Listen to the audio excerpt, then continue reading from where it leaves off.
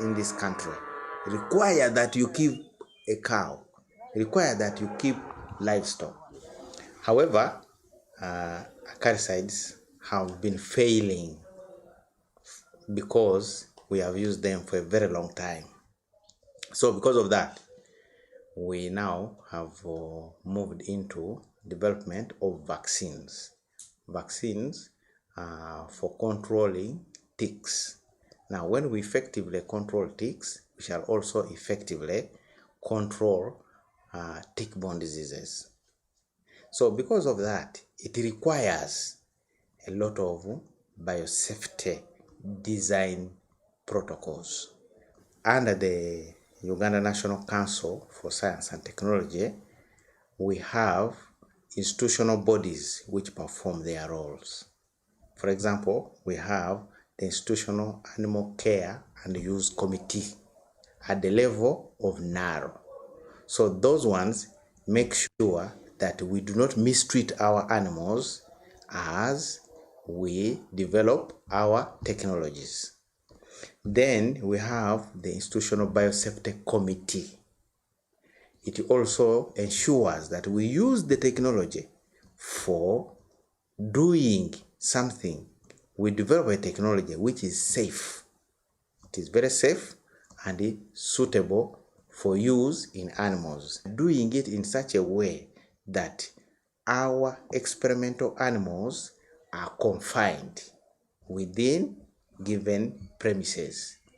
There are those ones at the station, which we call on-station clinical trials. And then there are those in the field, which we call confined field clinical trials. Now, here the animals are confined within paddocks, several paddocks. And within the paddocks, we must ensure that the animals have their freedoms. They should not fear. They should not they should have adequate feed. They should have adequate water. They should not suffer from any disease. In other words, even if we are so much interested in developing our technology, we ensure that our animals are safe and healthy. We don't allow them to fall sick, okay? And the animals should not live in fear. In other words, we should provide adequate security. So those roles played by the National Biosafety Committee are very important in that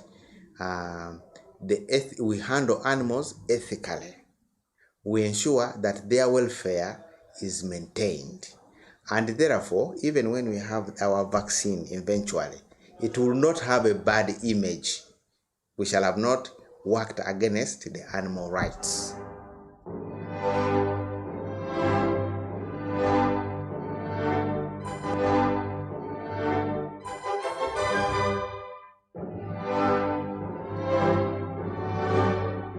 I want to take this opportunity to congratulate the Uganda National Council for Science and Technology upon the 25th year anniversary, and thank them as a farmer and a farmer representative for the work they are doing for the sector and for the farmers. In particular, the National Biosafety Committee for the work they are doing in ensuring that the technology that is being put out there in the market is safe for the farmers, and we appreciate that. But also ensuring that ensuring that the farmers are represented in this body, and we hope that we continue to add value on this. As a farmer and as a farmer representative, one of the key things that we would love farmers to have is increased changes, increased advancement in the different technologies that are coming on the market. Because of things like climate change, unfortunately, our traditional methods, traditional technologies can no longer be as effective all the time. It is therefore critical that technology catches up with the changing environment and climate, and biotechnology is key in ensuring that farmers can continuously produce despite these changes in the environment. We see increased incidences of diseases, we see increased prolonged droughts, and all of these things mean that the crops that we have, the animal breeds that we have, really may not cope all the time with the changes. And thus, as a farmer and as a farmer's leader, we think biotechnology is critical. We therefore hope that there is continued and increased investment in biotechnology, because if we do not, we'll be left behind, and this country is still dependent on agriculture. It was before I was born, it is still dependent now, and it will still be dependent in the foreseeable future. Therefore, it is critical that we make sure that the technologies that we keep pushing out to the farmers are relevant and can respond to the changes in the environment. So as farmers, we think it is important to create a space where this knowledge, or rather this information gap, is closed and we close the gaps for disinformation as well. The other thing I would like to urge government and all the other stakeholders is to ensure that we finalize and put in place regulations for biotechnology in this country. It is very dangerous, in my view, in my personal view, for us to operate in a vacuum where there is no law that is particular to biotechnology, especially in agriculture. Because whether we like it or not, these products will come to our market. They are already on our market. So you have a choice. You either have them on the market when they are well regulated by law, or you have them on the market when they are not well regulated by law, which equates to anarchy. So in my view, it is one of the other key things that we would like to request from government is, please let us finish putting in place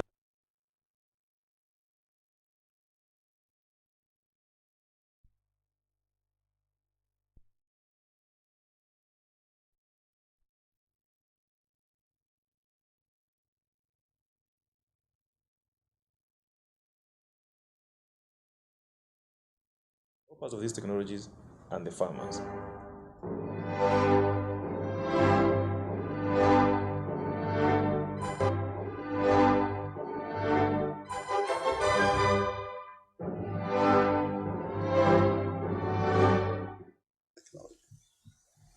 The National Council of Science and Technology was created out of the National Research Council. The National Research Council was a government entity which belonged to the Ministry of Finance, Economic Development and Planning, which was handling research priorities, and identification of research funds and supervising research in the country. But then the National Research Council was a very small entity. The government decided to make it a bigger entity. So the National Council for Science and Technology was based at Uganda House. No, it was first based at the now Ministry of Public Service, the veterinary section, where there was once an FAO building, where there is a small animal clinic. It was based there. That's where the National Council of Science and Technology started the National Biosafety Committee. And by then, it was necessary to establish the Biosafety Committee because research was beginning to take place on the use of HIV vaccines, and we wanted to be sure that we knew the safety of these vaccines. There was an attempt to vaccinate cattle against a disease which affects people, especially sore throat. And the idea was that if cattle were vaccinated, they would produce milk, which people, if they drank it, then people would be healed from antibodies which cows produce. Then there was also a need to introduce agents to digest fecal material in latrines so that they can go down. Then there was a possible idea of looking at the control of mosquitoes using biotechnology. All those were things driving this. So it actually started as a human-animal biosafety, because that's where it began. Agricultural biosafety came a little bit later, because biosafety was very, very important in human protection, vaccine protection, and environmental protection. That was the main reason. Once it was established, the membership was created, quite a big membership, representing farmers, representing the academia.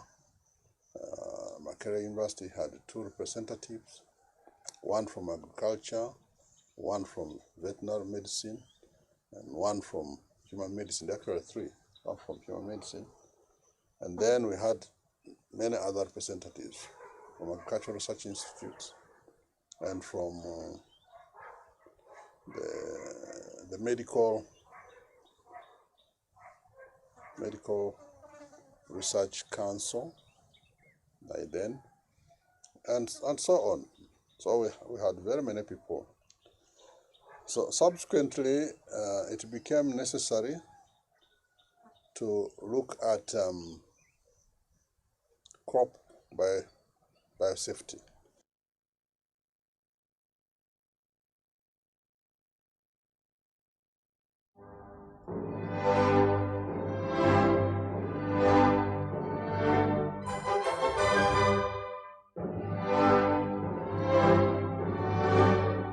For a long time, we have had what we called a Biosafety Committee, and that was responsible to ensure that the work we do in the labs is done in a safe way in terms of how people dress themselves up, how they dispose of their waste, how they dispose of their chemicals, how they dispose of their radiation. And we had a safety committee.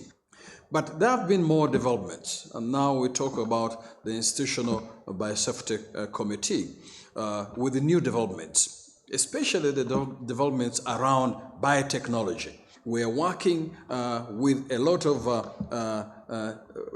organisms that have been, where genes have been inserted, and also globally and internationally. I think now there's a more talk about how do you regulate genetically modified organisms and recombinant DNA technology. And that, of course, now we're talking about pathogen economy. And I think if we're going to use our pathogens, Africa and Uganda has many of these pathogens, microorganisms, diseases that we have. The president and the government says, how can we use this to build our economy? By being innovative, we innovate, we produce products that can be sold globally and internationally. It keeps saying that we sold our Ebola to others. Instead of us making a vaccine, others have made a vaccine using Ebola is ours, but others are making vaccines. We don't use pathogens only to treat and manage people, but also have in our mind how this can also bring in foreign exchange and money.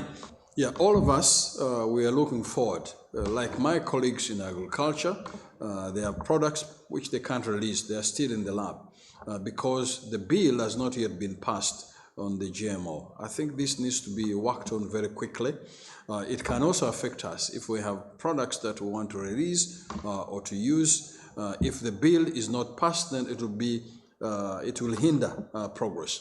I do thank the government and the Uganda National Council for Science and Technology for taking this on, mobilizing and making sure that we have a functional National Biosafety Committee and also on the ground Institutional Biosafety Committee. It is very good. We are prepared now. As we said, we are not moving back. We are moving forward. This technology has come. The technology, we are using it already. The technology will expand. So I really thank the National Council, and I hope that they will continue to support both at the national and institutional level. And also I thank them for the partnership we have created.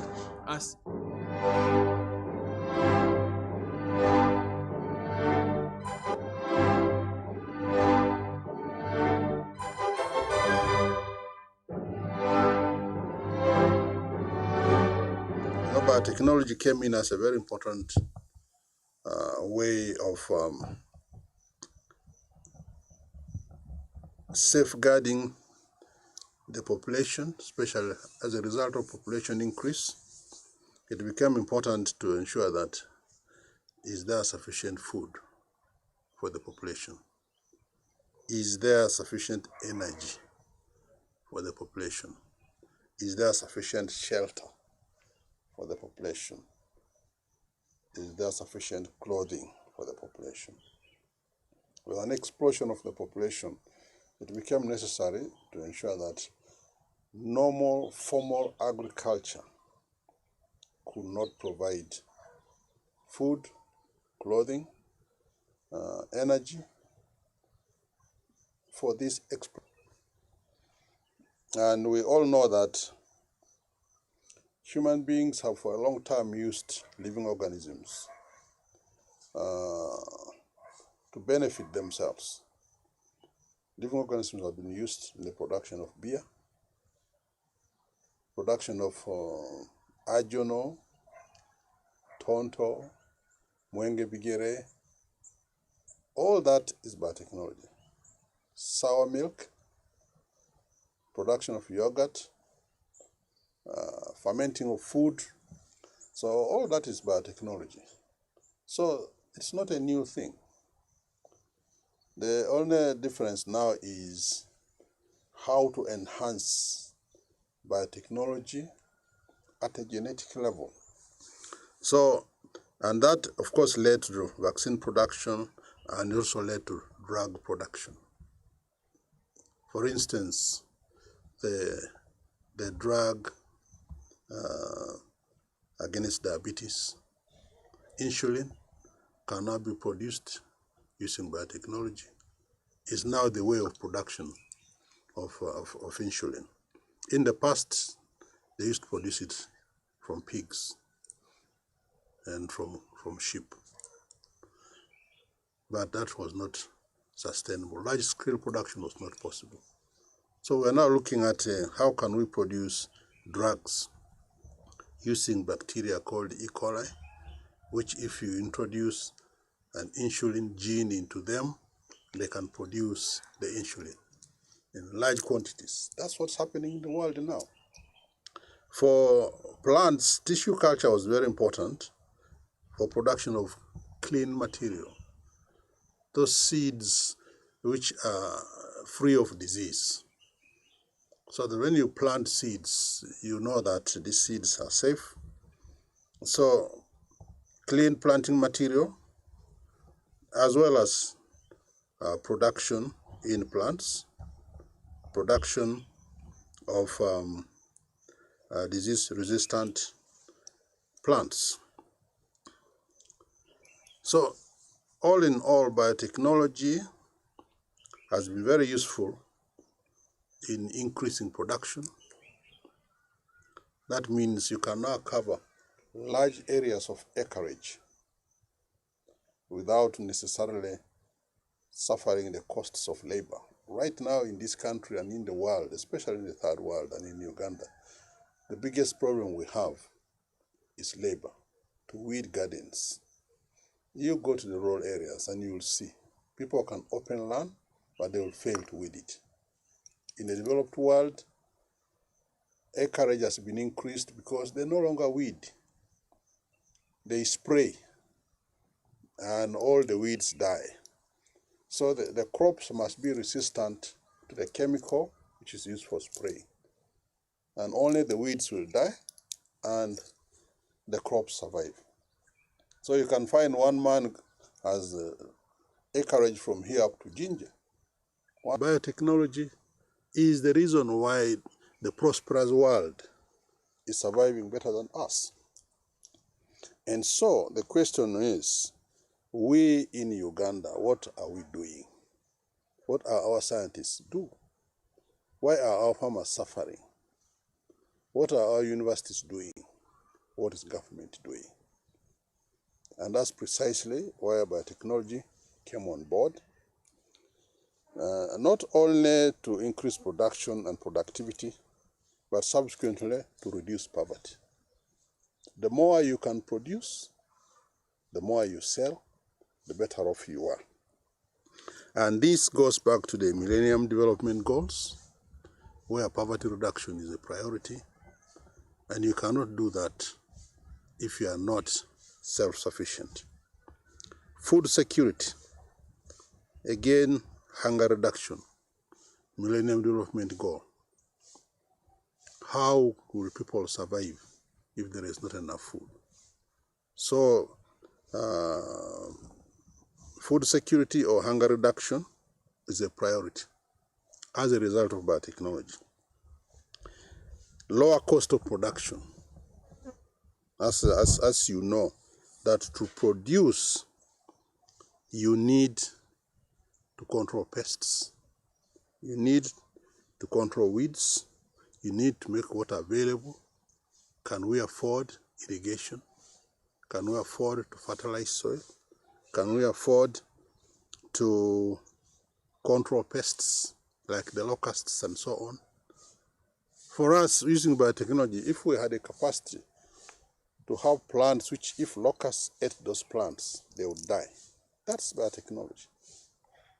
Instead of trying to do all these things which we have had a problem with. So indeed,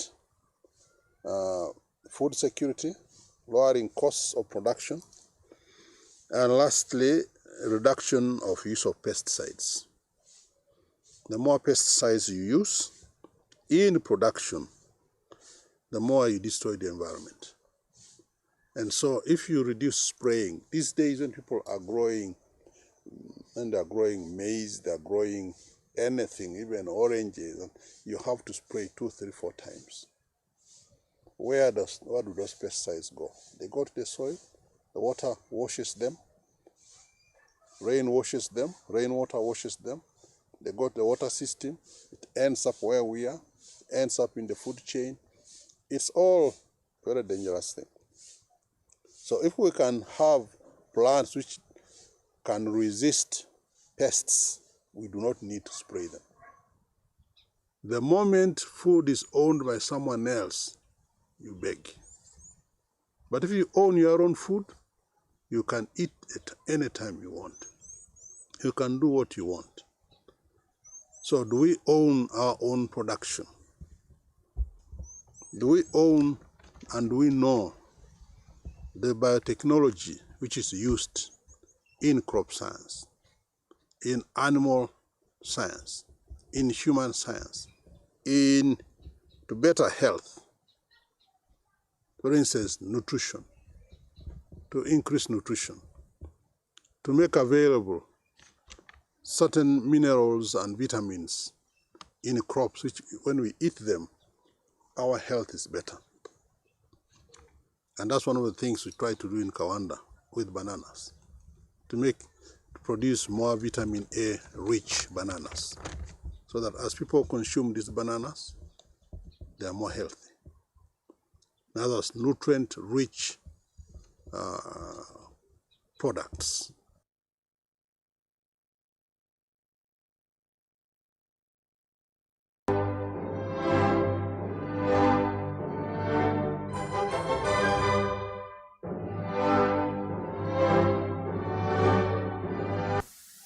I had the opportunity to represent Uganda in the negotiations under the Convention on Biological Diversity, whose main objectives are the conservation and sustainable use of biological diversity, and then the fair and equitable sharing of benefits arising from the sustainable use. Now, Uganda, of course, ratified the Convention on Biological Diversity, which was adopted in Rio de Janeiro in June 1992.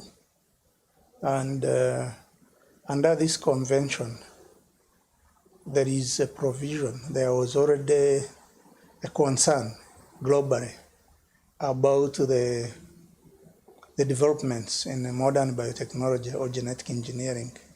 And some people already thought there could be risks that could undermine, arising from the use of modern biotechnology, that could undermine the conservation and sustainable use of biological diversity. So under Article 8, subsection G of the Convention on Biological Diversity, parties to the convention were required to put in place mechanisms at national level to manage and minimize the risks to biodiversity that could arise from the development and use of modern biotechnology that arise from genetic engineering. But of course, this requirement was there. But at that time, this was 1992 and the early 90s, the level of knowledge and understanding of the products of modern biotechnology was still very limited, especially in developing countries. Now, the same convention in Article 19, Section 3, Convention on Biological Diversity, put a provision. They knew there would be shortcomings at national level for individual countries to go it alone.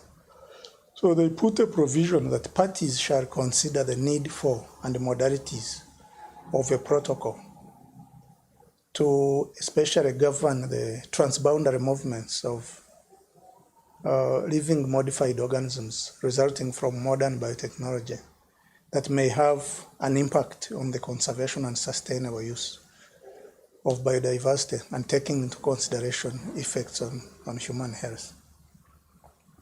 So in 1995, July, the Convention on Biological Diversity convened a meeting of all parties to the Convention on Biological Diversity. Even non-parties attended as observers. This is a meeting of experts on biosafety and biodiversity to consider this need for an international treaty or a protocol. The meeting was held in Madrid, Spain. I had the honor to represent Uganda in that meeting. And after 5 days of deliberations, the consensus was that indeed there was need for a protocol, an international treaty to govern the transboundary movements of living modified organisms resulting from modern biotechnology that may have an impact, a negative impact on the conservation and sustainable use of biological diversity, taking into account risks to human health. Now, this working group made a recommendation to the second meeting of the Conference of Parties that was to convene the same year in November 1995 in Jakarta, Indonesia. And the meeting of the Conference of Parties to the Convention on Biological Diversity, having considered the recommendation from this working group on biosafety, established an open-ended working group on biosafety to negotiate and elaborate this international protocol. So the negotiations took some time, and they were supposed to be concluded in the Colombian city of Cartagena in 1999, January. Then, but for some reasons, there were some disagreements with some countries not agreeing with what was the desire of the majority of the countries of the world. So the negotiations were suspended, and there were informal consultations that went on in between, both at the Africa region level and at global level. After some consultation, consensus was built that it was time to resume the negotiations. They were resumed in January 2000, and then the final text of what was called the Cartagena Protocol on Biosafety was adopted in Montreal in January 2000. And of course, this protocol provides for many things, but including the Advanced Informed Agreement, which makes sure that before any living modified organism or genetically modified organism is transferred into a country or released into a country, especially if it is coming from outside, the country must be consulted and must give its consent in writing. That is what is called the Advanced Informed Agreement. Then, of course, there are also provisions on conducting risk assessment to make sure that is to inform the decision on whether or not to allow the living modified organism should be allowed in the country or not. Then, of course, risk management. If there are some identified risks, are they manageable? What risk management procedures is the country going to put in place? Are they sufficient to contain? Yeah. Now, as all these things were going on at international level, the Uganda National Council for Science and Technology was not closing its eyes and ears. They were seeing what was going on at international level. And in 1996, some prior consultations took place, a workshop to consult key experts. Then in 1996, a National Biosafety Committee was put in place, mainly to advise the country on how to deal with living modified organisms, and also to draft guidelines on how to deal with applications of living modified organisms. And as soon as this committee was formed, they also identified a gap in capacity. So they also recommended that we need to build our in-country capacity, not only to evaluate living modified organisms generated from elsewhere, but also to be able to identify our technological needs as a country and be able to generate our own biotechnology-based products that answer our development needs as a country.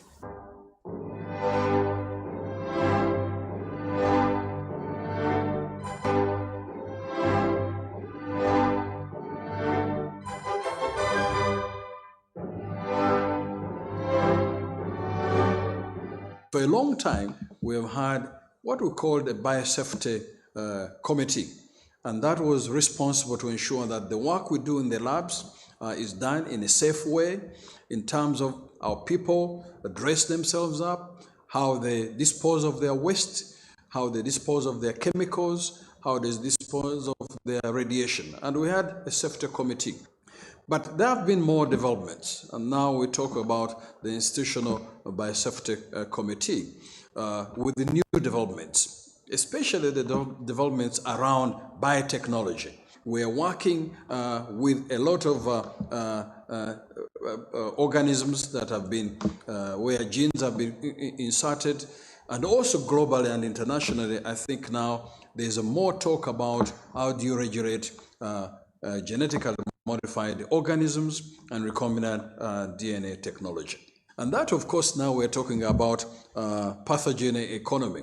And I think if we're going to use our pathogens, Africa and Uganda, as many of these pathogens, microorganisms, diseases that we have, the president and the government says, how can we use this to build our economy?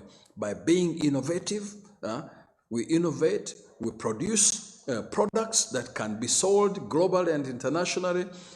It keeps saying that we sold our Ebola to others. Instead of us making a vaccine, others have made a vaccine using Ebola is ours, but others are making vaccines. We don't use pathogens only to treat and manage people, but also have in our mind how this can also bring in foreign exchange and money.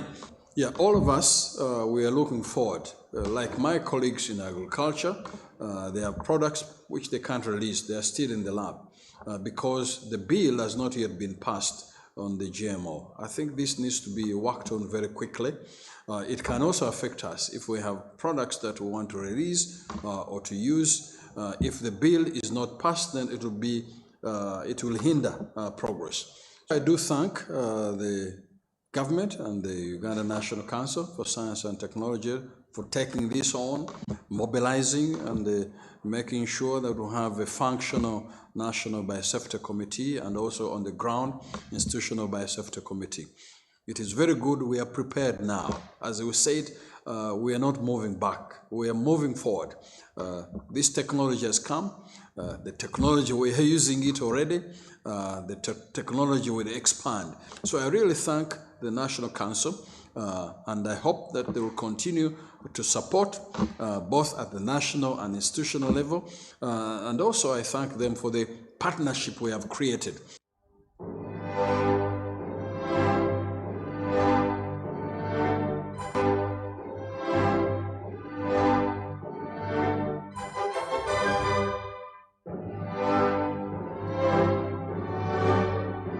As you know, that research work on genetically engineered organisms is a regulated process, which is the regulator is the National Biosafety Committee, which is housed under the Uganda National Council for Science and Technology. So, as this is a regulated trial, I have worked closely with the NBC and the UNCST over these years to ensure compliance to biosafety regulations. These trials are approved with the special conditions which vary from one crop to another.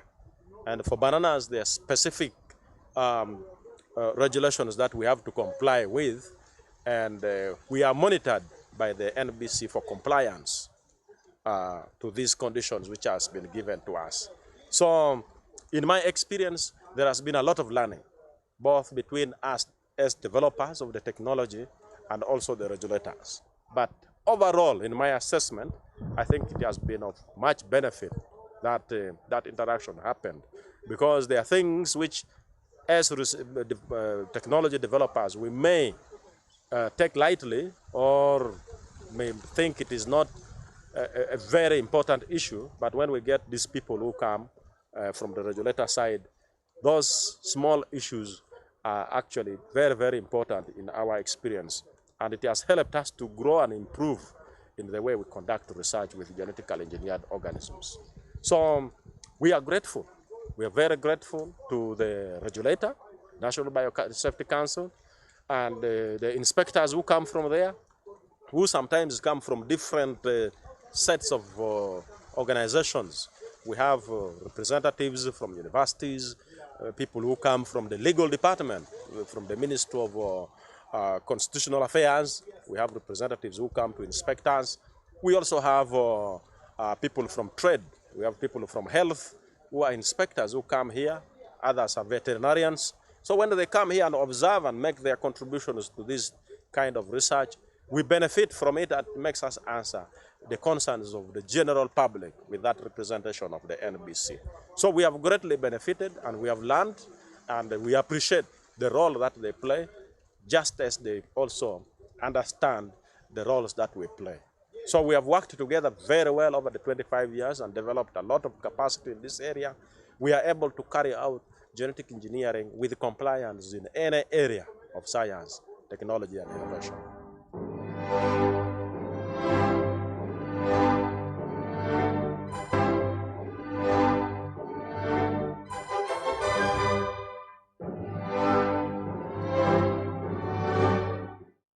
Do we understand biotechnology?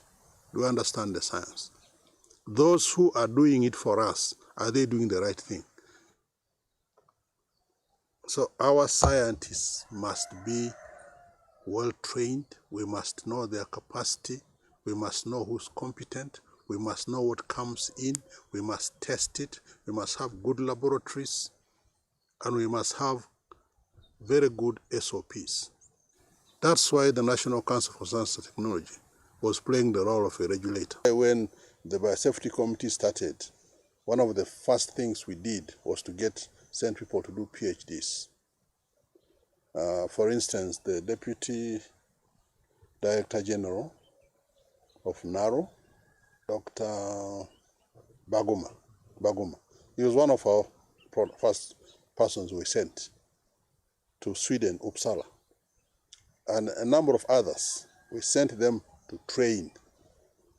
And Baguma is an excellent biotechnologist. He understands science very well.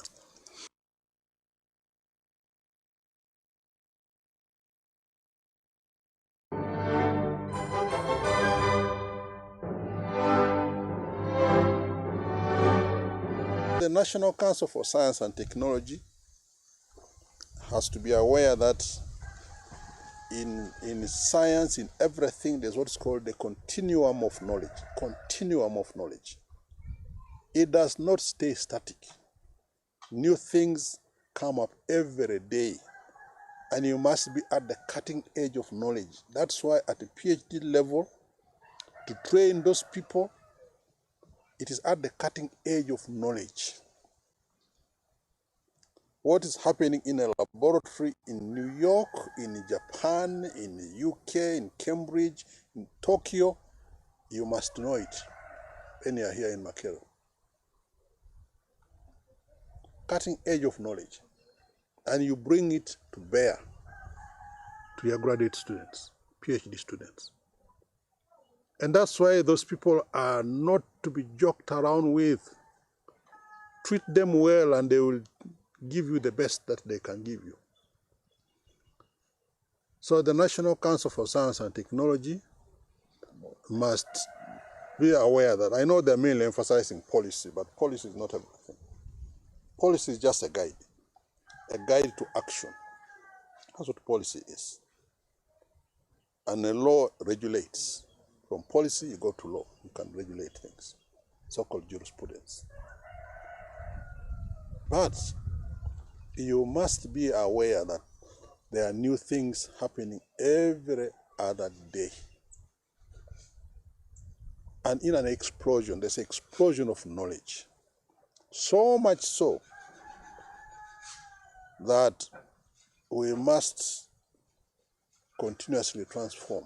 I think going forward, the National Council for Science must make NBC a formal, regular committee of the National Council for Science and Technology.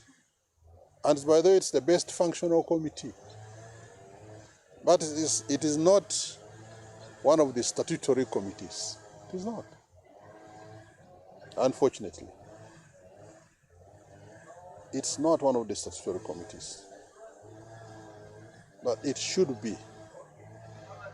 And that's my hope, that the National Council for Science and Technology ensures that NBC becomes a statutory committee, they strengthen it, they ensure that it is active, and above all, they are current.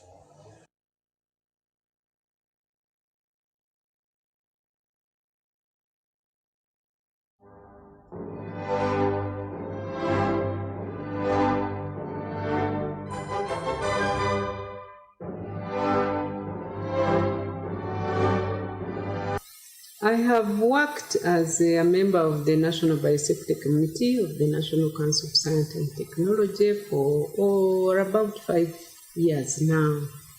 And my contribution is to see biosafety is about the safety of the people. And that's why it is very important to have the people you are saying you're protecting on the table. The science, yes, but increasingly the science is realizing that the social science is even extremely important. I have, for instance, participated in the NBC trials, like for cassava, like for potato, and even when you look at the testing, one of the things we struggled with was who is testing? Who is testing? Is it the consumers or the people within the agricultural area that has been restricted by the NBC? And the way, if you want legislation, you see, consumers include members of parliament. We have struggled to pass the GMO, what they call the GMO bill, the genetically modified organs bill. And the problem is that the scientists have been speaking alone. And people, when they look at products that are not familiar, they tell you that is GMO. And that has swept the whole country, and nobody wants to listen to that bill. But But it's important to get Parliament and the community to understand that this is also for their protection. If we don't have a bill, if we don't have a law, that means that anybody can give you anything and you will not be able to hold them accountable. So whatever the scientists are doing, it should be subjected to the community, to the users, to the people. Acceptance is an important principle of science. It's not even just a plain art.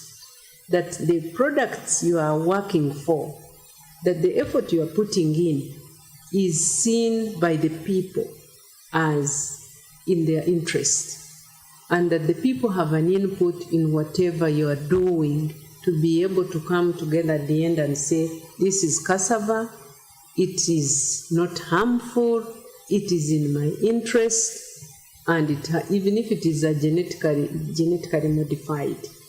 People should be able to understand that, for instance, whatever looks different, the big bananas, the big mangoes, the big onions, the big apples, people say that is GMO. You'll be surprised to see that even members of Parliament say that the different one is the GMO. So it's very important to bring all of us on board and to have a representation at the NBC in order to be able to get acceptance and to move together as a country. If you even look at the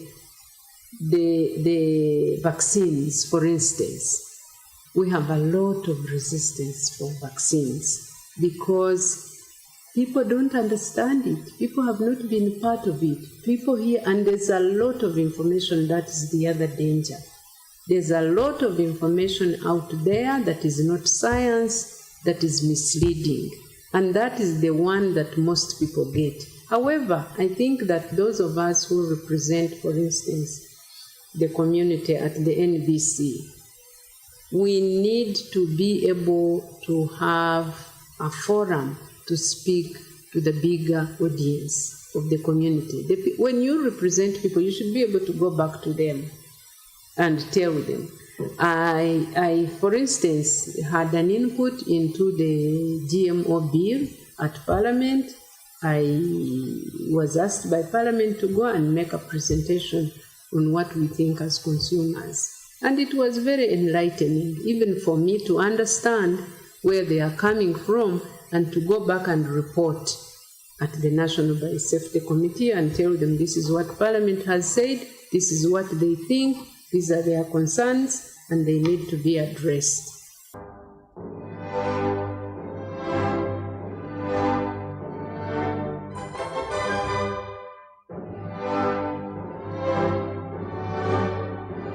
For me, what is a law? A law is an instrument of government which will regulate and enable the practice and execution of certain principles consistently and easily without interpretations being so varied. You've just mentioned if we had NEMA say something, if we had the Minister of Agriculture say something, Wildlife say something, another body say something, how many laws are those already? And whose interests are they? A law galvanizes interest into one, okay? And allows unison performance and allows things to be done at the same time.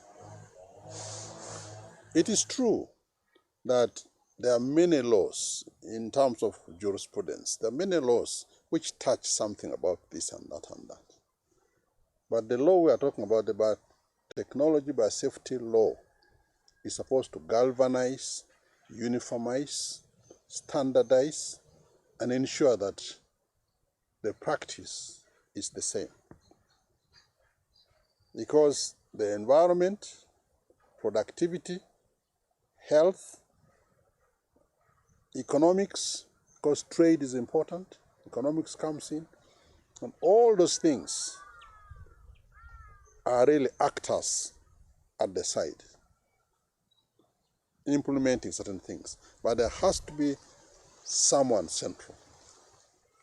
It's just like we have many districts in this country. Why do we need a president? There's just one president.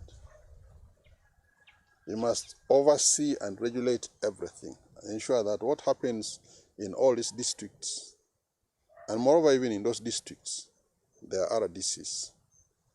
Then there are other small local governments and so on, working together. That is what that law is supposed to do. The biotechnology law, or biotechnology biosafety law, would enhance the collaboration, unison. It would ensure that we would reach a destination together quickly and together. And that's why in the Biosafety Committee, there's a member from NEMA, there's someone from trade, there's someone, all those people are members of the committee, Biosafety Committee. There's someone from agriculture, from health, from universities, from research institutions, from farmers, from the public. In terms of all those people are brought in, and they should be able to go and feedback.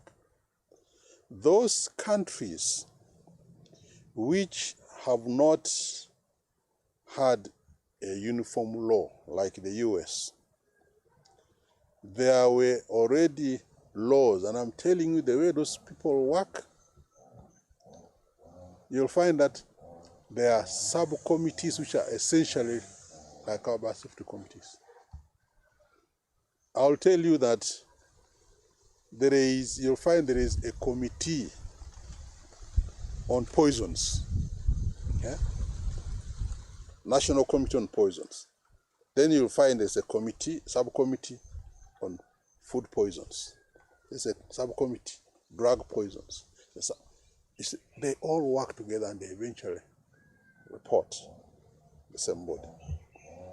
So the methods of work in those countries is because they have systems working. For us here, we don't have systems. People want to work on their own. And the laws are the ones which will bring systems to bear. Okay? So long as we do not have one law which people will follow. Just look at the roads. If they said you can drive on the right, you can drive on the left, you can drive zigzag, so long as you reach where you are. One would want to ask the question, why do we need a road safety law? When there are panya roads, there are tarmac roads, there are highways, there are what? It has to be uniform. So those countries have these type of biosafety laws, but they have been worked in such a way that in their systems they are working. Okay? But when you are a new entity, you don't have to begin doing what they are doing. You now start where they are. Because even the Americans will eventually have a biosafety law. They will eventually have it. Yeah. But because the other things are now working, they say, oh, what the heck, we can manage. Because for them, there is public acceptance. They trust their scientists in the first thing. In the US, they trust their scientists. For us here, we don't trust our scientists. And you know why we don't trust them? We don't own them. The research work in this country is owned by foreigners. Uganda government must take it by the bull. Take the bull by the horn and own research in this country. The research work in Makerere, I was at the center of it. I was the director of graduate studies and research for 5 years in Makerere, from 1999 to 2003. 5 years. I negotiated from money from NORAD, from Sida Sarek, all these things you hear about. This Seifert, when we sent the Bagumas there, I was the director of graduate studies in Makere, ensuring that we look for money. I got $15 million, bring to Makere. Government was giving 100,000 shillings by then, 1999. 100 million shillings. That's the money I was getting from government in Makere to do research. That CIDA was giving 5 million, 10 million, 15 million. Look at the impact. You go to Makere, got the medical school, which was a serving institution. Now it's a research-led institution. Go to agriculture, go to engineering, go to vet, even social sciences. That was my influence when I was there, looking for money to ensure that we own research in this country. If we do not own research in this country, we are deceiving ourselves. Other people will own it, they will tell you what to do. They will tell you what to do. They will have their own interests. We rather start small but serious. Serious, consistent, reliable, always there. A scientist does not need a lot of money. He needs small comfort and to do his job or her job consistently, without worry, without disturbance. They will sit in those labs up to 3 a.m. So long as they have their house, they have their transport, they can take their children to school, they can eat well, those small things, which is not too much. And here our best scientists are in the village. They are in rural areas.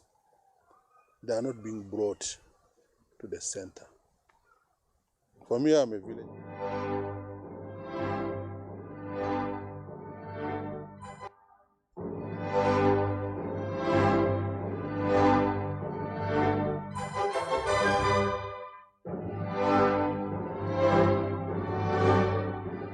NARU's mandate is to provide oversight, coordinate agricultural research in the areas of crops, livestock, fisheries, and forestry. In the year 2003, His Excellency, the President of the Republic of Uganda, opened the first biotechnology lab in Kawanda. And basically at that time was to look and navigate ways on how best you can improve on a breeding kind of program. And as we all know, when it comes to genetic engineering, it's one of the toolkits that respond very, very well from anecdotal data that we have. We are looking at how best you can increase, say, like yield. You're looking at the tool that can be used to empower the plant in order to make the plant actually more resilient to the environment, becoming more so like immune to pests and disease kind of infection and infestation. Then again, the element of fighting what we call the hidden hunger, lack of micronutrients, especially vitamin A, zinc and iron. And again, we also in cassava, we do realize that cassava too is a very rich source of carbohydrates. And one of the fundamental areas is like one of the largest consume root crops, especially to supply carbohydrates, rank after bananas in this country. When you look at the quality of the products, we realize actually you can also introduce the genes for beta carotene to make it look yellow like carrots. And by so doing, you're more so like looking at aspects of fighting lack of vitamin A, just like the way we did into sweet potato to come with orange fresh sweet potato. But again, we also wanted to really see the versatility of this new tool called genetic engineering. When it comes to genetic engineering, modern tools have come up. Today we are talking about genome editing. And now the key question has been posed, is genome editing part of also like genetic modification, which should actually be considered under the genetic engineering regulatory authority or the biotechnology, biosafety kind of activities to be passed. And here we're looking at non-inclusion of any foreign matter into the plan itself. I think it's being very unfair to our scientists. The element of even regulation again, we look at aspects. In the event you don't have the law, and then you happen to bring somebody else who bring actually any genetically modified organism here, there's no law to stop that person. But if you have a law on biosafety or biotechnology, then you can regulate. You apply all the possible avenues that are there to enable things actually up in this country. But to me, I think we are still being very, very blind in one or another. So to my plea is to the relevant authorities.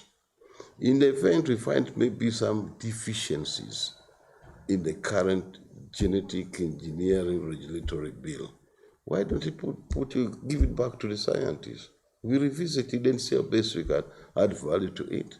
And then again, we also look at other emerging technologies that are coming up.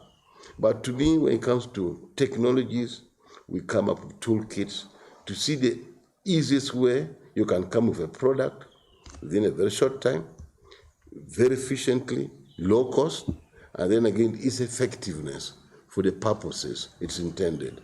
Otherwise, having no law at all, I think it's a problem. You're just on a time bomb.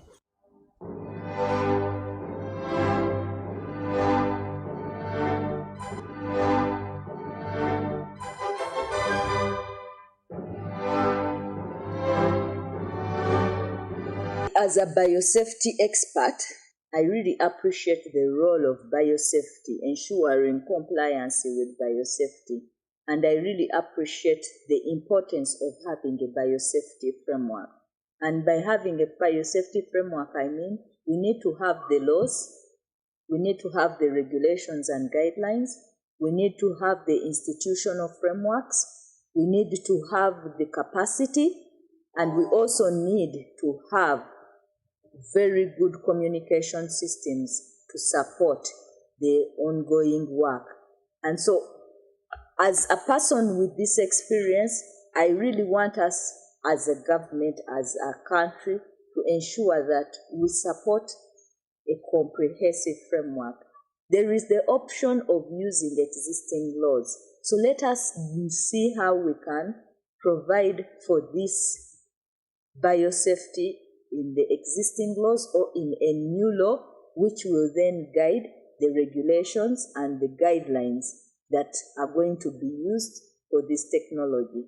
One thing is for sure, we are not going to deal away with the technology. The technology is already with us. So what we need to do is to make sure we have the right legislations, we have the right guidelines and regulations, we develop the capacity. And as a country, we have done a very good job with capacity building, because we even have universities that are training people in biosafety, in biotechnology. We also have a number of scientists that have gone out and come back who can actually support this system. But we need to make sure we greatly improve the way we are communicating with the people. All our stakeholders, starting from the policymakers all the way to the farmers, and help them to appreciate the importance of biosafety and the importance of having the systems that will ensure that we comply with the requirements of the biosafety, not only for us as a country, but also because some of these products we are working with, they are going to end up on international markets. So let us ensure that we comply with the biosafety to protect our people, to protect our environment, but also to boost our competence on international markets.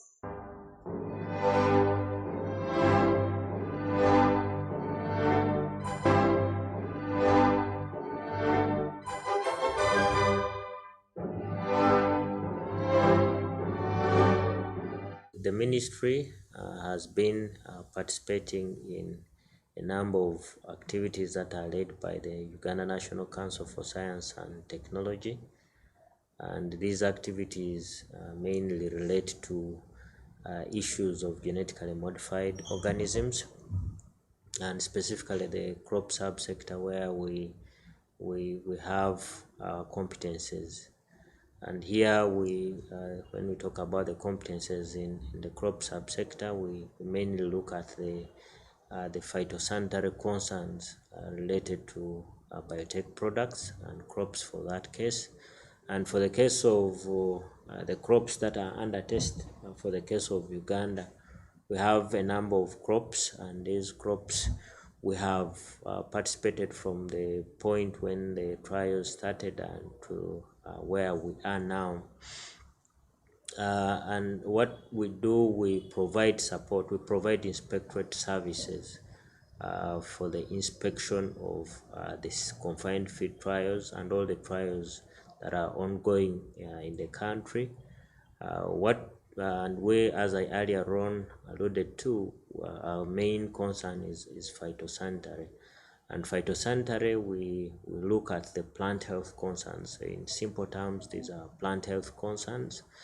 And the plant health concerns under the provisions of international sanitary and phytosanitary measures, what we focus on is we consider the genetically modified organisms as to have potential plant health effects on other commodities. Policy is not keeping pace with science, and I think that is the same message that holds with the that I would still give to the National Biosafety Committee. There are several innovations that are coming up. We have the gene editing technologies. I don't know in the provisions of the proposed legal framework whether we have those technologies, the emerging technologies that require that in the normal circumstances you may not have considered as biotech, but with the advancement of science, there are several technologies that are upcoming, and we need to keep abreast with these technologies. So a message to the National Biosafety Committee: we congratulate you first of all that you've done an excellent job in the past 25 years, but as we look at the future, and especially with biotech, there is a lot of advancement in science, and we need to really up our game. We need to make extra efforts to interest ourselves in these new technologies and how best we can regulate them. I know we don't have a complete regulatory framework in place, and that's one of the biggest challenges that we really are grappling with as a country. But going forward, I would really encourage you to the National Biosafety Committee to really interest themselves in seeing how best they can work with researchers to churn out these technologies and have them available to the farmers.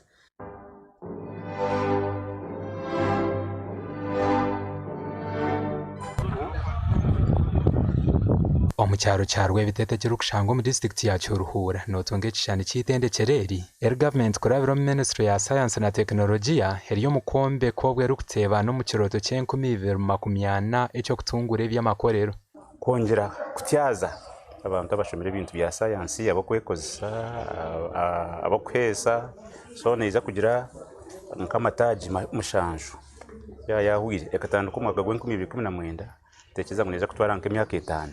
Of course umurimo mwihango no kuombeka nkegisente bari yombeka harwe bitete ndijo mbaza kujombeka namanve konke mpango munonga neje harwe bitete mu district ya Kiruhura. Project ejene yombekwa ba Ict International Company y'aba China kandi hari billion 5 zera amareho 2095 government kazeguzo mu ihanga rya China. Employment creation is an aspect that we intend to address.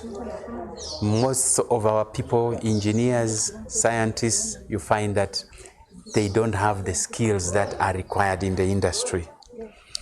They have learned the theory.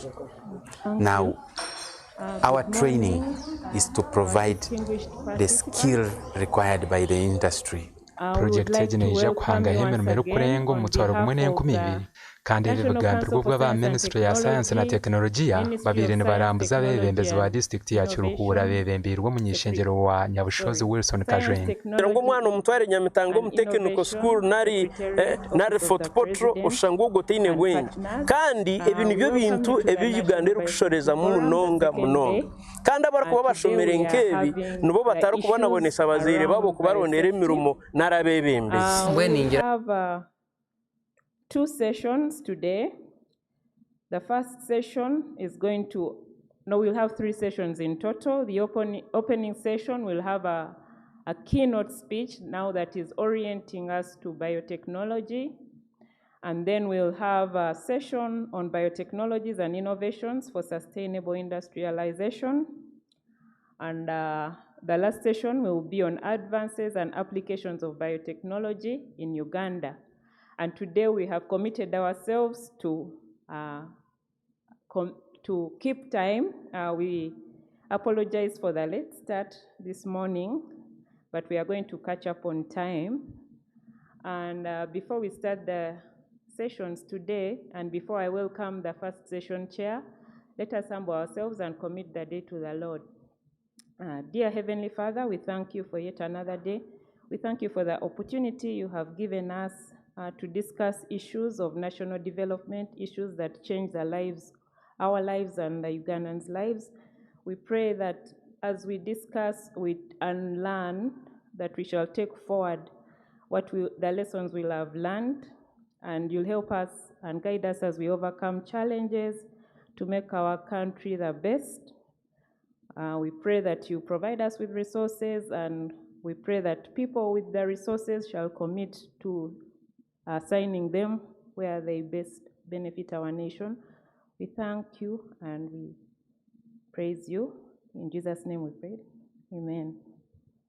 So I'm going to welcome the chair for this session, Dr. Ayonna Baguma, who is also the chair of the organizing committee for the National Biosafety Forum.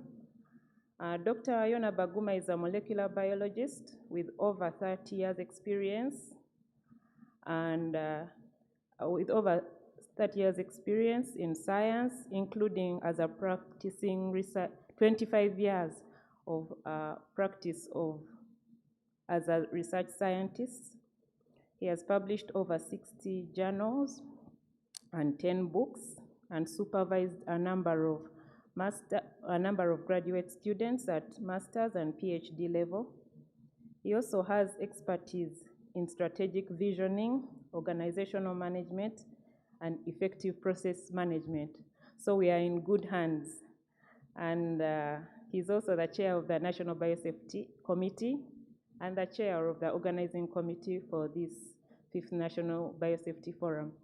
So I welcome you all as we celebrate 25 years of stewardship of biosafety in Uganda. I welcome you to these 2 days of discussing biosafety and taking it forward. You're welcome, Dr. Baguma. Thank you for your attention.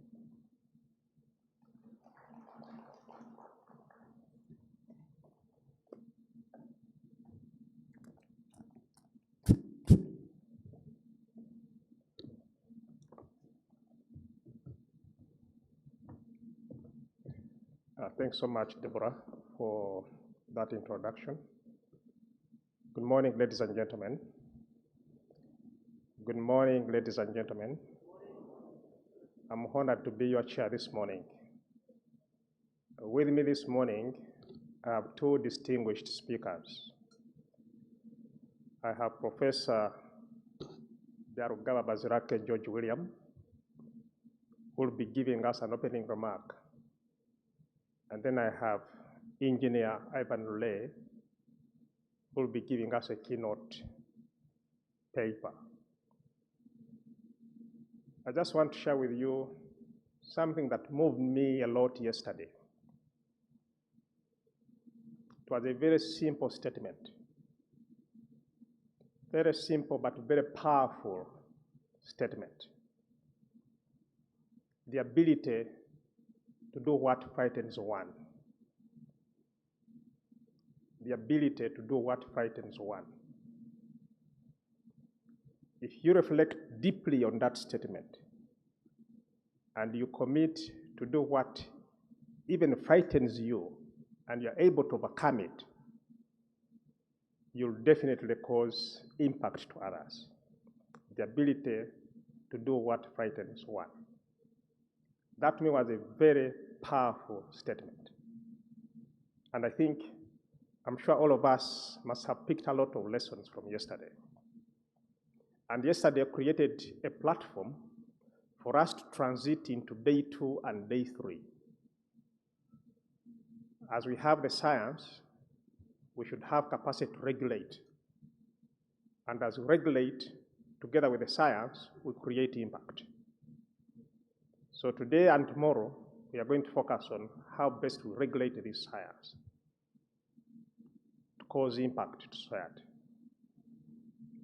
And with those few remarks, I just now have the honor and pleasure to invite Professor Gargavazirake George William to give us his opening remarks. George William, the floor is yours.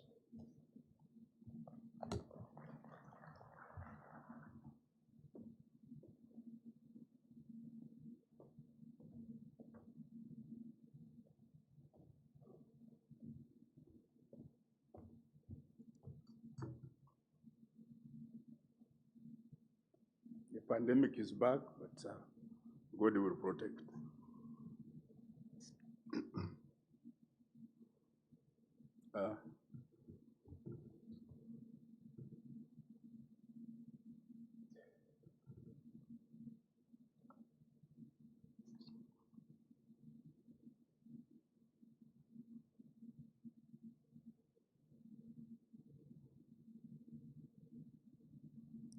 I'm standing in for my chair, Dr. Teresa Sengova,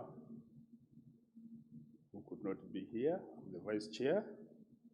Nevertheless, we shall share whatever she prepared and whatever you have prepared.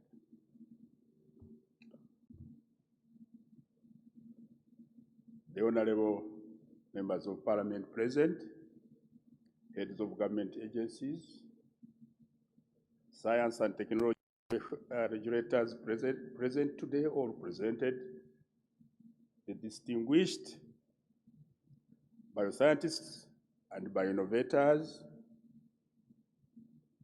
members of the private sector present, whom we value very much, journalists and science communicators, all participants, ladies and gentlemen. I take this opportunity to welcome you here, and you look all very, very healthy, God protecting us in this pandemic era. The Biosafety Forum 2022, being the 5th of the series, arose out of the need for a platform where scientists working in the field of modern biotechnology would interact with their peers and also with biosafety regulatory authorities.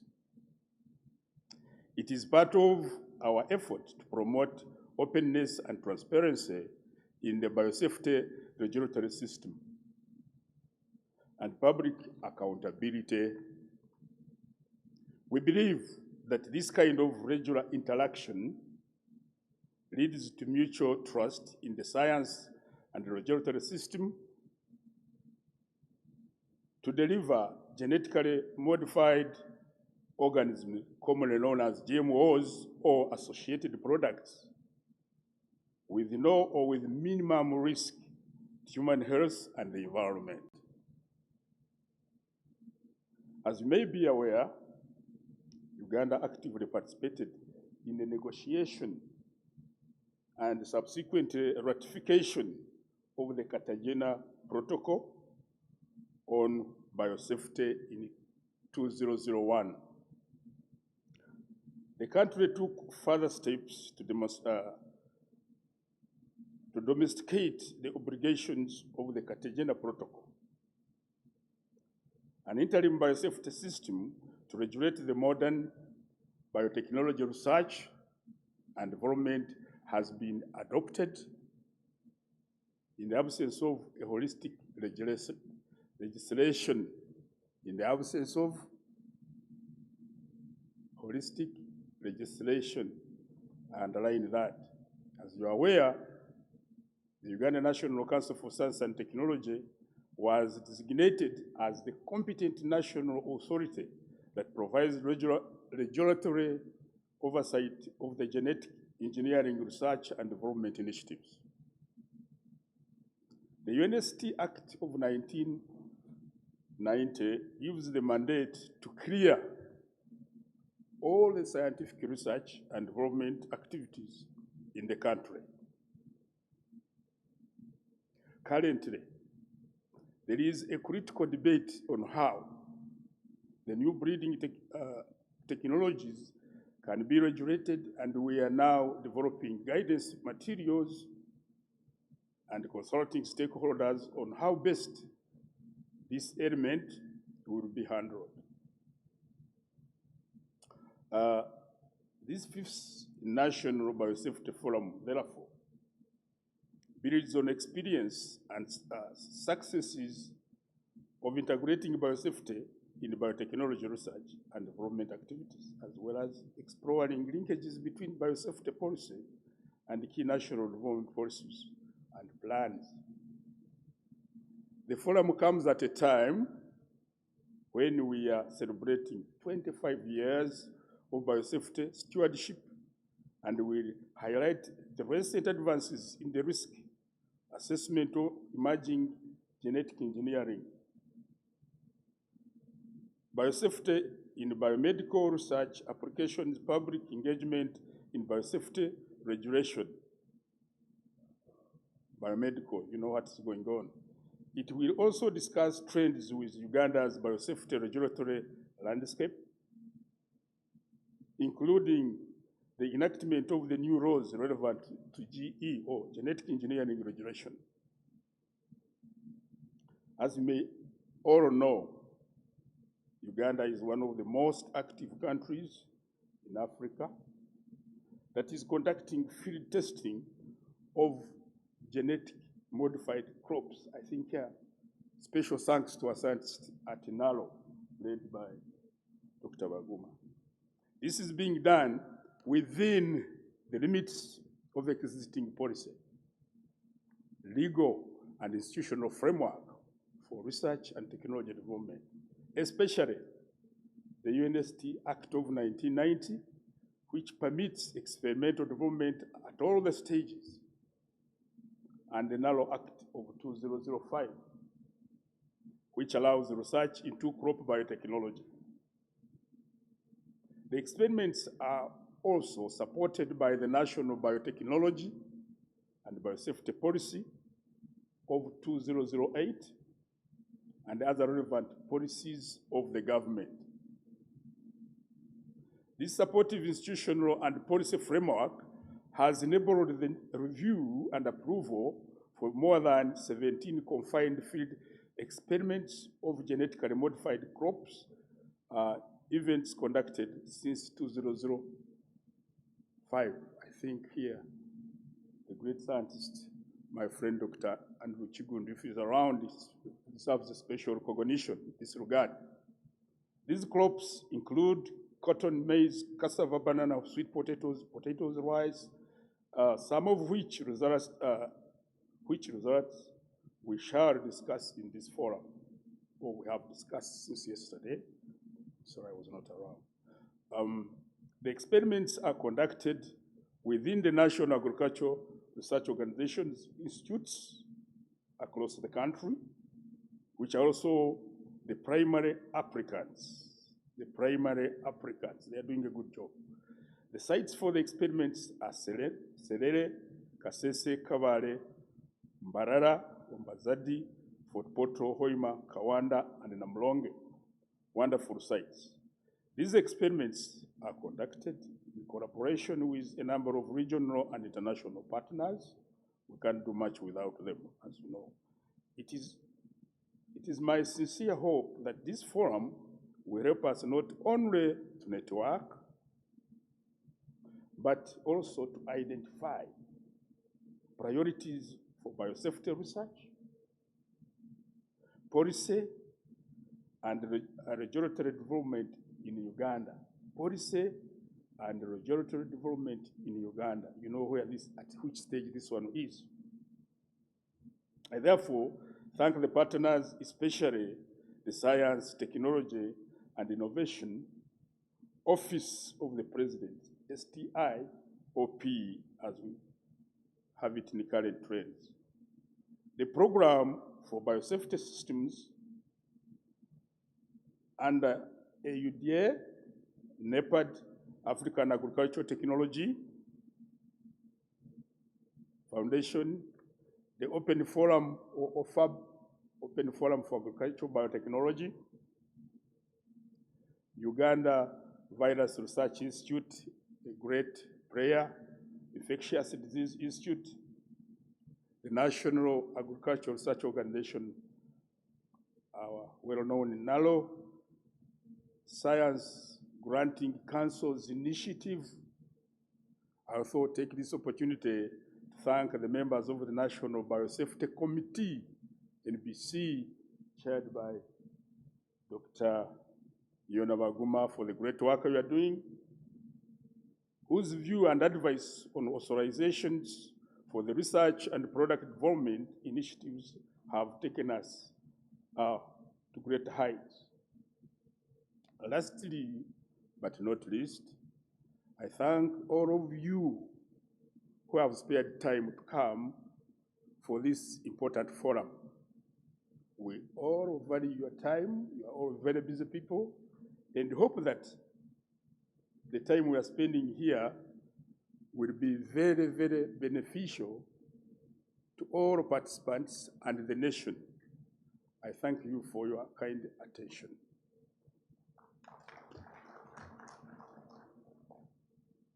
I have to send apology that I missed yesterday part. I had a patient, but my patient is discharged. God is great. I'm with you. Thanks so much, Prof. Let's give him a round of applause. He has shared with us 4 cardinal messages. Number 1, noted 25 years of regulatory, biosafety regulatory in this country. Number 2, noted the record of 17 confined field trials being conducted in the country. Number 3, he has requested that we need to consider priorities for biosafety research and biosafety policy. And then number 4, extended appreciation to the National Biosafety Committee. Well, thank you so much for those messages. I now have the honor and pleasure to invite Dr. Engineer Ivan Ule to deliver a paper entitled Integrating Biotechnology and Sustainable National Development. Engineer Ule, the floor is yours.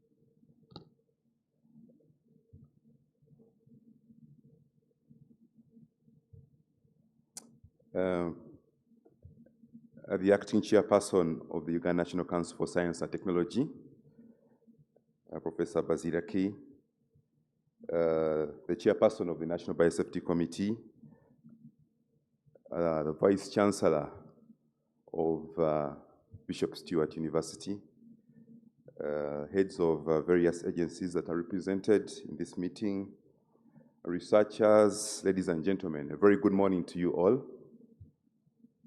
I will start by thanking the National Council for Science and Technology for inviting me to be part of this meeting. It's a long time I haven't been part of the Biosafety Fora, and I'm happy to be back again, not in this hotel, but to be around you, the scientists and the great thinkers who are promoting biotechnology in this country.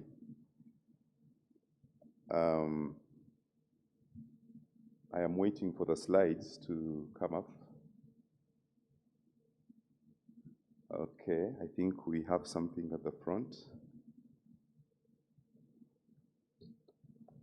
My presentation today is premised on the planning frameworks that are in place to promote STI in general and biotechnology in particular. And I'm trying to answer the question of how are we integrating biotechnology in the development process of the country. Where are we at the moment? Where can we be? And what can be done to get us where we want to be? Are a few questions that you want to answer. Hence the title, Integrating Biotechnology in Sustainable Development.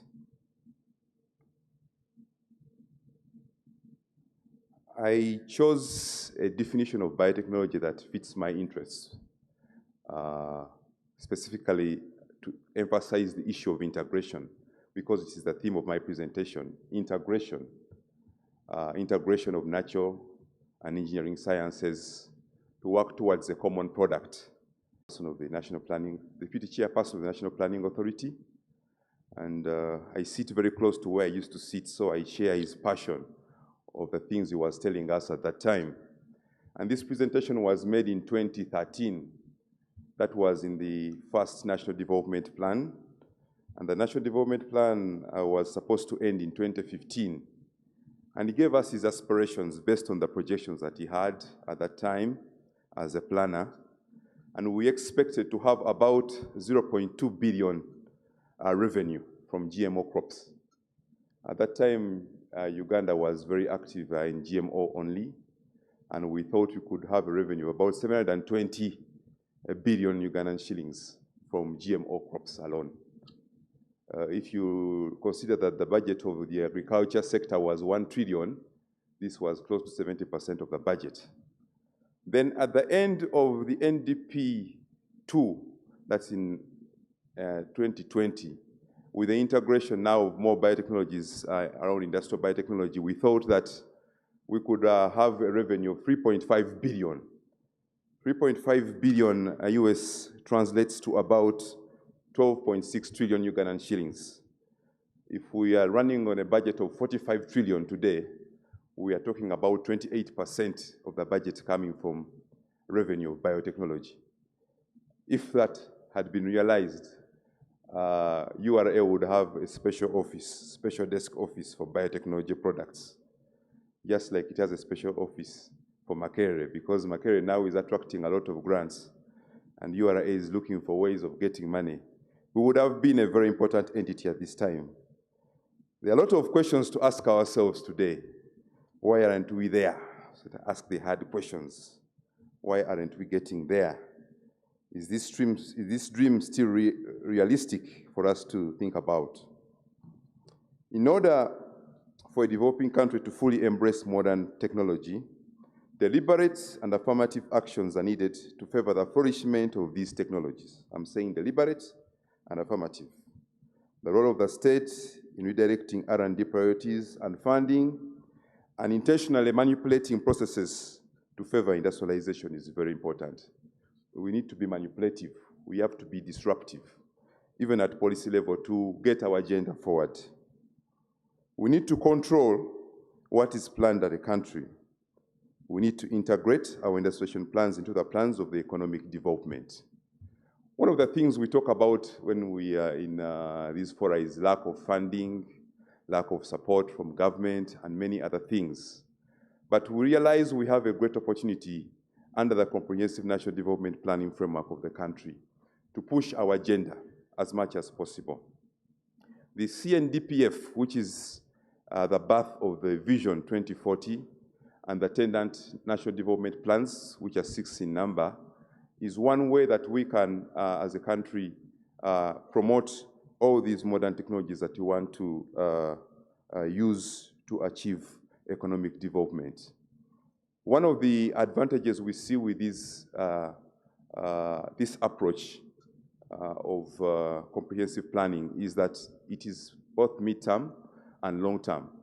And nobody appreciates long-term planning like the scientists, because these products take long to reach the market. In one of the presentations we had yesterday, a vaccine is being produced, but the vaccine is a preclinical trial stage after 2 years. Now, if you're running an annual budget and we want to have results after the first year, short-term planning does not suit what the scientist is trying to bring on the market. So moving from piecemeal planning to integrated planning is very, very important. If we look at this diagram, at the bottom we have the annual work plans that we make from the side of government, which are feeding into the, or which are part of the ministries, departments, and agencies' strategic plans. And these are introduced into the national development plans, or the other way around. But the national development plans are designed, and agencies come up with specific plans that contribute to the vision. This vision is a vision for all of us. It's a vision for the entire country, and we should co-own it. It's meant to transform the country from a peasant society to a modern society. And if this is the vision, we need to see that we integrate our approaches or our interventions into this plan, right from the work plans. You cannot do your research which is not integrated in the plan, and we expect to get funding. The Ministry of Finance is very particular, especially starting this financial year, on ensuring that whatever you're doing is in the plan. So we have a great opportunity which is compelling us to move in the right direction to enable us promote these technologies. A number of projects have been proposed in the Vision 2040. We have so far moved for 10 years. You can say 12 years. We still have some years after the Vision 2040. And most of these key projects are in the area of science, technology, and innovations. I have picked a few Vision 2040 targets. We have a vision around the oil refinery. By then we thought we would have a refinery before we introduce now issues of the pipeline.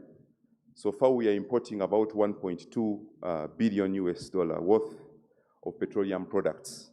If we are able to put in place our refinery, we will be able to have a serious import substitution in this area. We have the area of Ict Infrastructure, we have iron ore industry, the phosphate industry, engineering machining centers, and the knowledge economy. All these do talk to science, technology, and innovation. So as we have established the fundamentals of infrastructure, we now have the fundamentals around STI that we need to put in place. Interestingly, all these areas do talk to biotechnology. They sound alien in this audience, but they all do talk to biotechnology because this is integrated technology. I'll give you some examples. For the case of oil, 6 years down the road, we expect to have some empty wells. And once a well is empty, it's not really empty because we still have some oil hidden in the earth crust of that well. And we can use microbial enhanced technologies to extract out that oil through leaching technologies. We're applying biotechnology. So it's time for us to even be alert that as soon as this oil, the wells start to become empty, biotechnology is very relevant. When we are proposing the ICT infrastructure for the country, we are looking at e-solutions, e-marketing, apps, and all that kind of thing. But the people in ICT or in the IT sector using artificial intelligence, they are now attacked biology because they see a tsunami of biological data that can be modeled and manipulated. And now, if you have been following science, now we have a human robot, which even has citizenship. Sophia is a citizen of Saudi Arabia, I'm told. She was born in 2019 in a laboratory, so her birth certificate doesn't talk of a hospital anymore, but talks of a laboratory. And this is a person you can buy and interact with a very human face like mine, has a date of birth. I don't know whether he has a date of a date when he will die, but this person exists. So we see even ICT and artificial intelligence moving towards the areas of bioeconomy. We have the iron ore industry in Muko. This we have talked about it for a very long time. And one of the hurdles we have from the feasibility study that we did was we need a reducing agent to convert the iron ore into iron and to form billets. We are exploring opportunities around the Songo gas in Tanzania to transport the iron ore into, to transport the coal, the natural gas into Uganda. But we could use biotechnology to produce this reducing agent. We have microalgae that are used to produce hydrogen. And instead of going the long way through pipelines, we could use biotechnology. The story can go on in many of these products that have been proposed in the vision. If you take the medical and pharmaceuticals, our import value as of 2018 was about 370 million US dollars. It's a very big figure, but I'm sure it is bigger, or it would be bigger, if we consider what was invested in the vaccines that we're using for COVID-19. Another area that is not well understood, but is also very important, is the food processing industry, where we have banana flour, pharmaceutical starches and food supplements, enzymes. All these are biotechnology products. Unfortunately, when you go to Bank of Uganda, you cannot find a figure on these. It appears as if they're not being imported, but they're actually being imported quietly. We took a small study to find out what the manufacturing industry in Uganda is using, and we discovered that many of these enzymes are actually being purchased by our manufacturing industries. It appears to be cheaper today to buy enzymes to produce alcohol than to go through the whole fermentation process of putting yeast cells into the fermentation, into the bioreactors. Now you can simply go and buy the enzymes and you start right away with the reaction.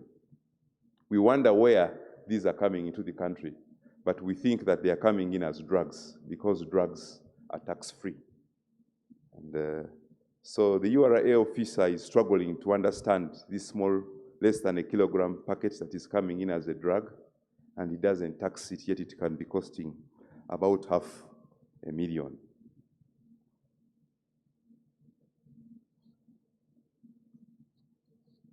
We have for a very long time identified the constraints to biotechnology development, lack of a law, inadequate focus on R&D, inadequate financing. It's a long story. It began way back in the 1990s before I even became an expert in this area. And I think it will go on. I'm sure some of the slides that are going to be shown here may have some of this information again. We have lamented for a very long time. Even now that we have a new ministry, we are hoping we are solving the problem, but these issues still arise. Lack of incentives to promote the private sector, inadequate persons and all that. Probably we need to think harder and see how we can go around this.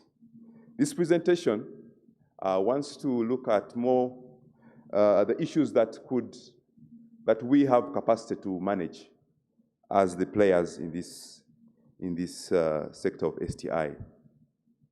I want to focus on the planning aspect as we try to promote the biotechnologies of the country. The National Planning Authority performs an exercise where it develops a certificate of compliance to check whether government agencies are actually complying in what has been planned in the NDPs.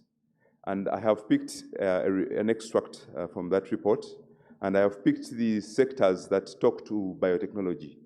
I've picked agriculture, the STI sector, which was a new sector in 2019, and the education sector. The players are very familiar to you, and the level of compliance shows that we have about 58.5% compliance for the agriculture sector, about 80% for STI, and 60%. Below 60% is inadequate. We believe that you have gone off of the targets that we want, and most likely you will not be able to achieve the NDP3 targets. So it is important that we always refocus what we are doing. But what are the reasons why these targets are very low? It's amazing to understand. If you look at the last column, you see that we are actually identifying issues of budget performance. Budget performance. It means that the absorption of the money that is being provided is actually not adequate. In most cases, we realize that we have proposed many projects, even in the areas of biotechnology, but because we have not done the conceptualization, the feasibility studies, and the actual pathway that we have to follow to implement them, we find that we cannot absorb the funds that have been provided, or that we have not planned well enough for within the annual year to be able to absorb this money. We see, surprisingly, a high performance in STI, much as it was a new sector, but we attribute it to Kira Motors Corporation because it was part of the sector and it was able to absorb a lot of its market, a lot of its budget. We do still see challenges in the STI sector where we see sector planning and a few sector targets put in the strategic plans. That can be justified. Remember, the ministry began in 2019. So we did not, in the NDP2, we do not have targets for the sector, STI. I'm happy that now we do have some targets based on the program that was developed, and we hope to get better results in the coming years. After identifying most of these challenges, we came up with the proposal that instead of moving with sectors, we need to move to the program-based approach, which requires us to deliver common results. And the STI ecosystem is favored most, I want to believe, by the program-based approach. I remember about 2 years, or 1 year or 2 years ago, the Minister of Science and Technology was endeavoring to create, to come up with MOUs with NARO, with Makerere University, such that he could collaborate and work together. But this is all government making MOU with the government. And you wonder why this is. It's because we are moving according to sectors. Now we are moving according to programs. And if you take, for example, the Innovation, Technology Development, and Transfer Program, this is a program that is led by the Ministry of Science and Technology. And because of how it has been designed, it compels all the players to come and play together towards a common goal, to work together and produce results, or what we call impact, instead of outputs. And now I don't see the need for the Ministry of Science and Technology to go making MOUs with all these players, because these are now integrated in the program at planning level. We have achieved some results, and I want to look at, again, the players in the area of biotechnology. We have the programs. The NDP3 has 20 programs, but I'm presenting about 4 programs which do talk to biotechnology. We have one on agro-industrialization, natural resources, environment and climate change. We have manufacturing, because we want the products to be manufactured. Human capital development, innovation, technology development, and transfer. If you look at the first column, that is the second column that is presented on program outcomes, the National Budget Framework Paper, NBFP, shows a 100% compliance in many of the programs, meaning that the Ministry of Finance is ensuring that it funds exactly the priorities you have identified in the NDP3. Remember, the NDP3 is a consultative process, and that you have actually articulated what you want to achieve based on the vision, Vision 2040. So that's very good, because in the past we had budgets that were running away from the plans. But starting 2020, 2021, we realized there is a very good convergence. However, when you look at the last column, which is the ministerial policy statements, we see a problem there. We see that the agencies, departments, and ministries are still having a challenge aligning. And you see that they are doing things that are different from what they have actually proposed in the plan. And that's a problem, because now if you want to push the agenda, You need to move with what you actually planned to promote. And that will enable you receive the right budgets to promote the technologies you want to promote. If there is a mismatch, it means that the budgets are withheld. You know, the people in finance love to hold money, and you give them an opportunity when you do not follow what you have actually proposed in the NDP3. It is therefore important that we, the players, streamline these issues to enable us get good results. In addition to the certificate, this is now the Certificate of Compliance of 2020-2021. Again, we do now for programs. The first one was on sectors. Now we look at the programs. There is a lot of sluggish movement towards programs. People are hesitant to move towards programs, but programs are very, very important to enable us implement cross-cutting technologies. For example, developing such kind of technologies that are cross-cutting.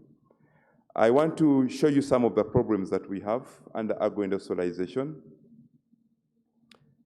The areas of improvement identified there is that the majority of the core projects have not been developed.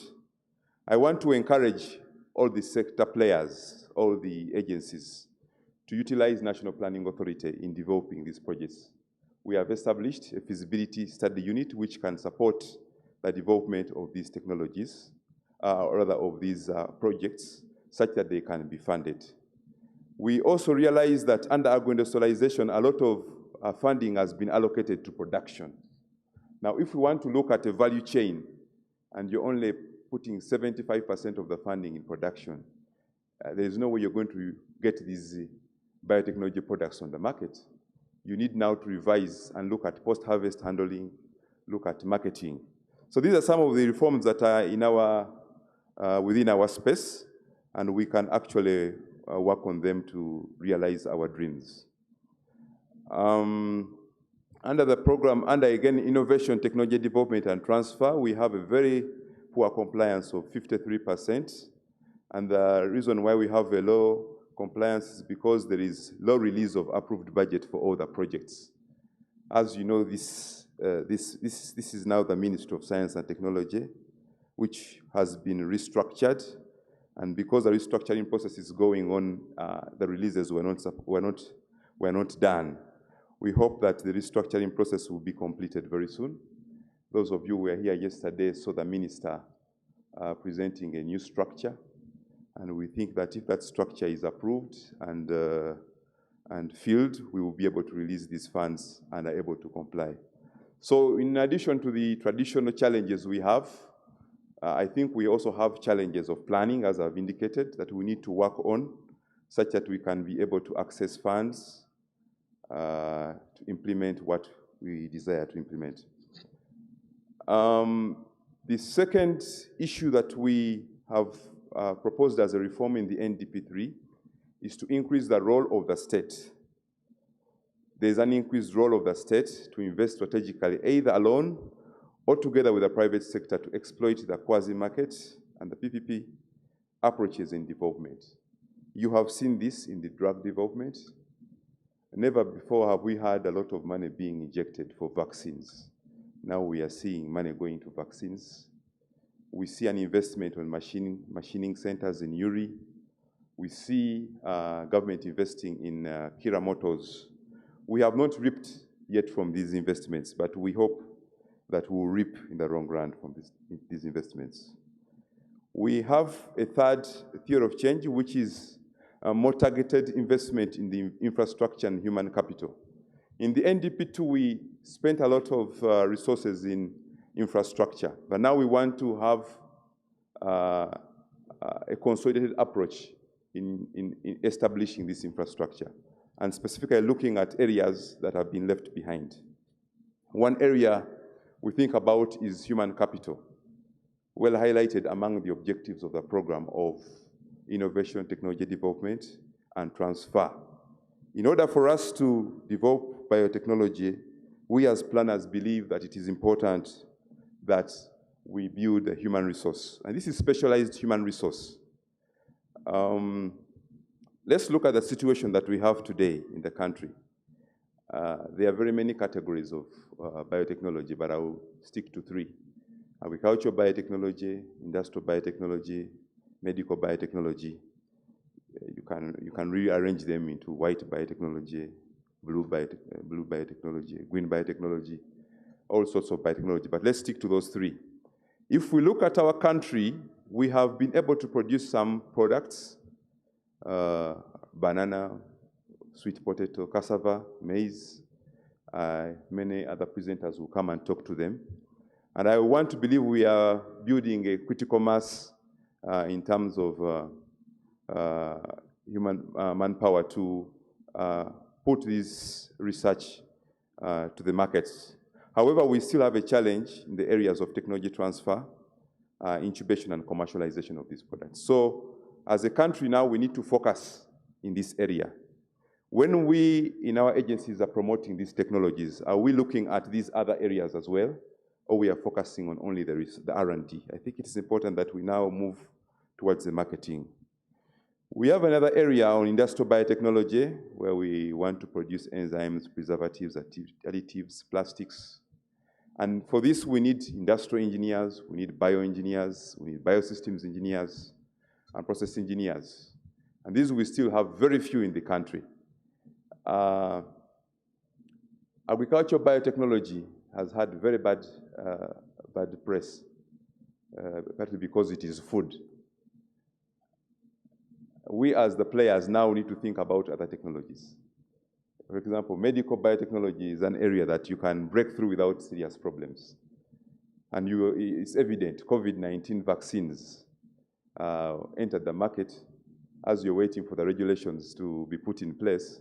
The COVID-19 vaccine is on the market, but COVID vaccine, we all know, is a viral vector that's replication deficient. In other words, we have done some gene deleting, but because life was threatened, these products are already on the market, and we are using them to treat ourselves, to build our immunity. So it appears like we will break through quite easily well if we also look at these other forms of biotechnology. I want to draw you to some of the skills we have identified in the NDP3 under the Program on Innovation, Technology Development and Transfer. You realize that we need a number of specialists. This was as of 2016-2017. The 5-year gap, which runs us up to 2024, 2024 shows that the numbers are going to be increasing unless we do something. There is no way we can develop biotechnology without having these numbers. The ones that are marked in red, if you see where you have status in red, mean that we lack these specialists, but at the same time, we don't even have the institutions that will enable us have these specialists. Yesterday, the minister talked about launching the first satellite, and one of the departments she has is in the area of aeronautics. But look at what we have under astronomists, specialists. We have 0. Yet under 5 years, we need to have 100. So this is a very important slide for people who define the agenda in academia. What programs do you want to develop? The teaching programs that are supposed to support the development of biotechnology in the country. We have others also, intellectual property specialists. We identify 59, yet the gap is growing to 293.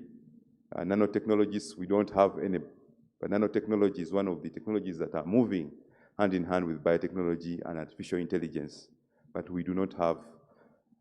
Look at what we have under sterile manufacture and sterile operations experts. We have about 58, but we have to move up to 292. So if I am from the National Council for Higher Education, for example, as I'm approving these so many programs that they are sending from the various universities, can we redirect ourselves to these areas that will promote biotechnology?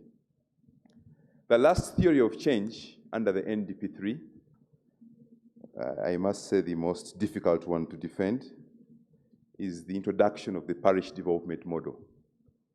The goal of the NDP3 talks about improving household incomes and the well-being of Ugandans. In other words, unlike NDP2, we are now moving a few meters down and are saying that now, while we are reporting macroeconomic, good macroeconomic performance, we need to think about the citizen. We have reported growth, economic growth, 6% GDP, but where is this growth among the people around us? Is a question we are asking. And therefore we are suggesting that it is important that now we move the planning to a lower level, away from the district and sub-county, now to the parish development model.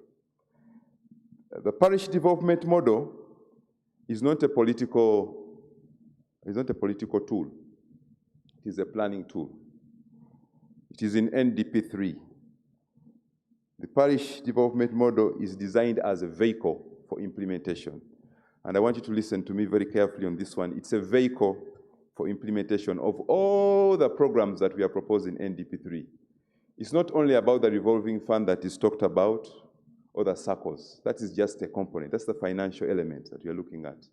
So all the programs, including the ones on innovation and technology transfer and development, all these programs are supposed to be implemented at the parish level.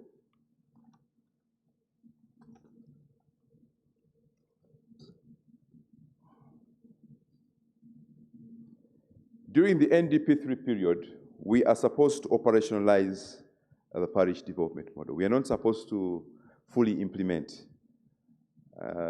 Sometimes we look like we are bad planners because they are asking, so this thing looks to be premature. No, it is supposed to be operationalized. We are taking the pull approach instead of the push approach. In planning, we have always used the push approach, where a strategy is realized through the execution of a predefined plan, like we have the NDP3. However, we recognize the complexity of implementing a parish development level because the parishes are very different. You have a parish which has only a mine. It has a mine, and that's all they have. Then you have another parish in Chijadongo which only has refugees. And then you have another parish which has landlords that are absent. And now you want to plan centrally for these parishes, you will definitely fail. So the pull approach is where a strategy to operationalize is developed. It is where a context is created and enables the players, that's at the parish level, to experience, using their experience and expertise to come up with a future target. That is what the parish development model wants to achieve. That's why the planning is supposed to be achieved at that level. How does this connect to biotechnology? We have, I did not Xerox this, I have cited the source. So it's from the internet, but I realized it's a very nice diagram to illustrate what is happening. We want to see the scientists and these products reaching such a community. We see a smallholder farmer there who is growing some bits of maize. How do these maize varieties reach this person? So the NDP3 evaluation process goes to the parish and asks, where are the biotechnology products at the parish, and how have they improved the household incomes? If your maize varieties have stayed in the lab, you have zero in terms of evaluation. It means that you have to actually get these varieties to this smallholder farmer. We have the health centers there and the vaccines.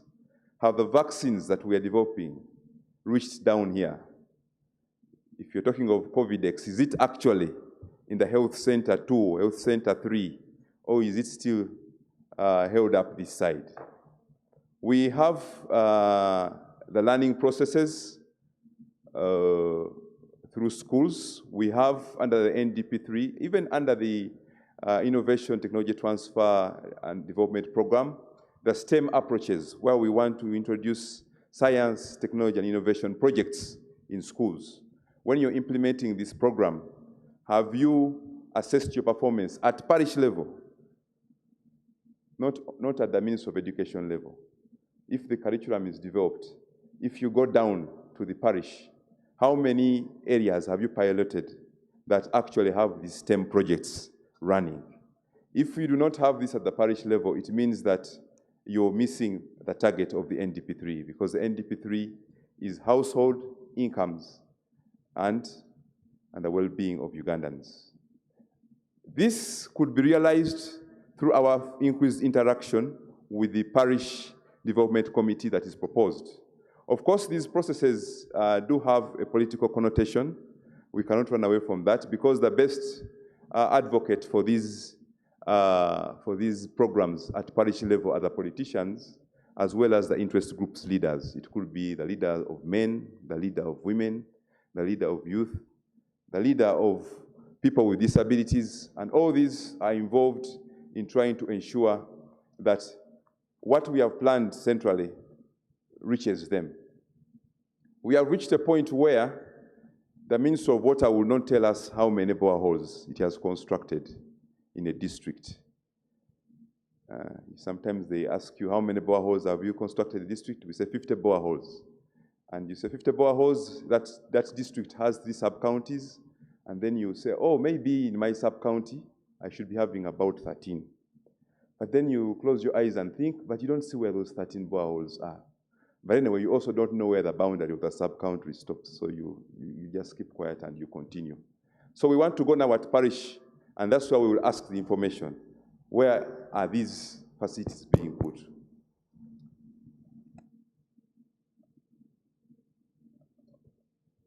There's a lingering question in our minds still. Where do we come in as scientists in the parish development model? We have identified 7 pillars, of which more or less 2 are active, the one on the financial inclusion and production, processing and marketing. There are also other pillars that could be very important to us in the process of developing the parishes.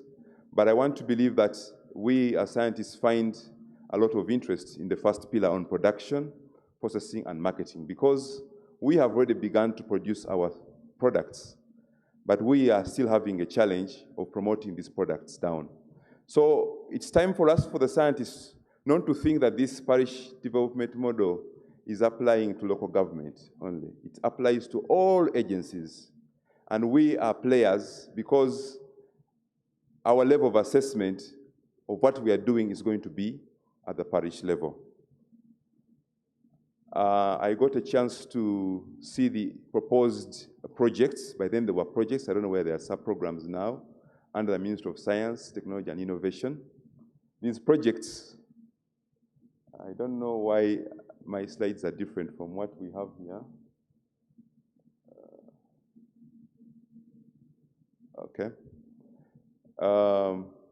You had the Minister of Science and Technology talking to these projects. The names have changed. Instead of engineering, we had pathogen economy. Instead of engineering, now we have industry, I think, and aeronautics. We have mobility, beauty and apparel. That one also has been renamed. Agro-security, digital economy, and national systems. We find that these are now the programs or sub-programs, or you can call them projects, that are being used to implement the objectives that are proposed under the Innovation, Technology Transfer and Development Program. I call upon all the agencies in this room to pick interest in these projects. We were introduced to the coordinating committee, and we believe that there's a lot of room to play because it's a new idea of restructuring at project level what we are going to implement. And I think that we could achieve a lot if we work with our minister in developing these industries that she has proposed. As I come to the end of my presentation, I want to summarize the take-home messages. The first one is that biotechnology is an asset to Uganda's sustainable economic growth. That one is a known fact to most of us. The integration of biotechnology in the development process requires nurturing ecosystems. We have to be deliberate. It will not come out naturally. We have to force ourselves. And one way we can force ourselves is using the planning mechanisms that have been put in place. If we move in these meetings and we talk up and talk without using the existing frameworks, we will get stuck. It is important that we move by force using the frameworks to nurture biotechnology. The strategic mid-term and long-term planning and budgeting for all proposed reforms to support STI has become a prerequisite for the country to take off in modern technologies. In the past, you could rely on donors, but now with COVID and all these challenges that we are getting, the funding is reducing. It is important now that we think as a country how we are going to promote these technologies.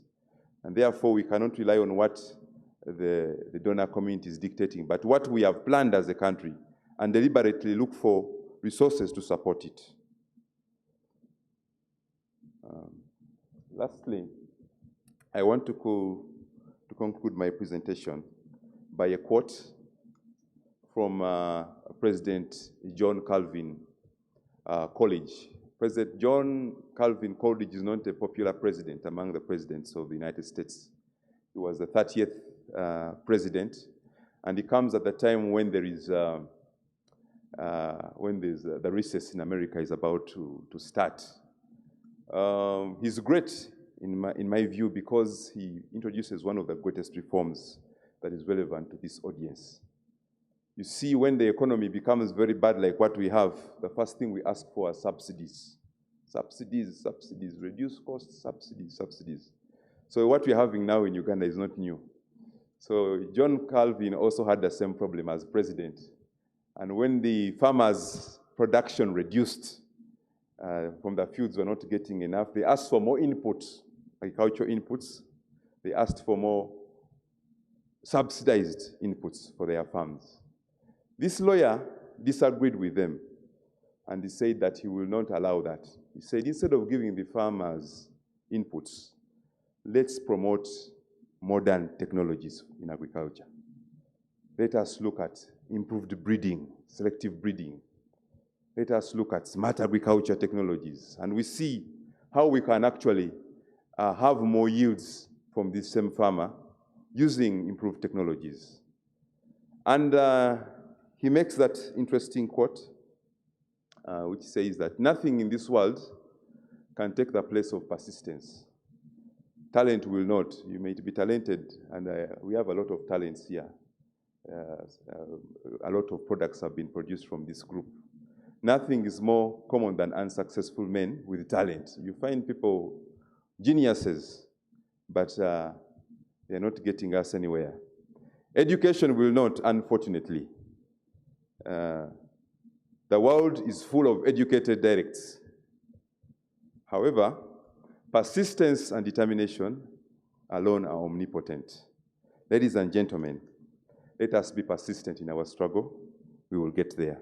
I thank you very much. Another round of applause for Ivan. I wish to request you to take a seat. I also wish to request Professor Bazarake to come forward. As Professor Bazarake comes forward, the message is persistence and determination. And we have learned that within DP3, there are 4 elements of theory of change: the program approach, the role of the state, investing in strategic infrastructure, and then upholding the parish development model.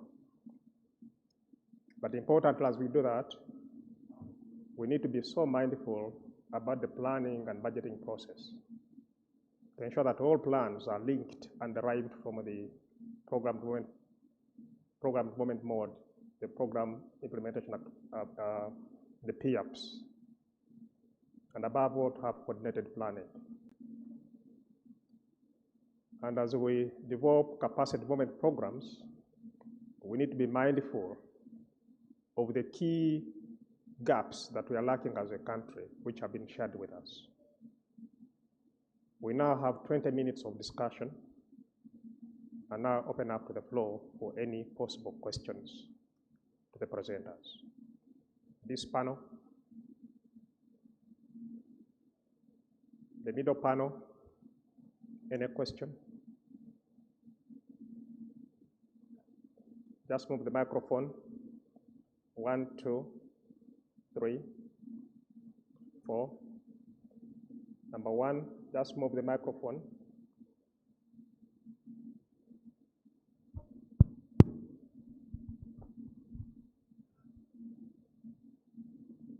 Number 1 is here.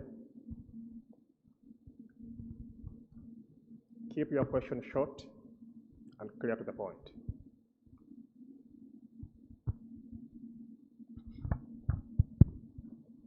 Thank you very much to the speakers. I'm called Dr. Nakwagala Fred from Mulago Hospital.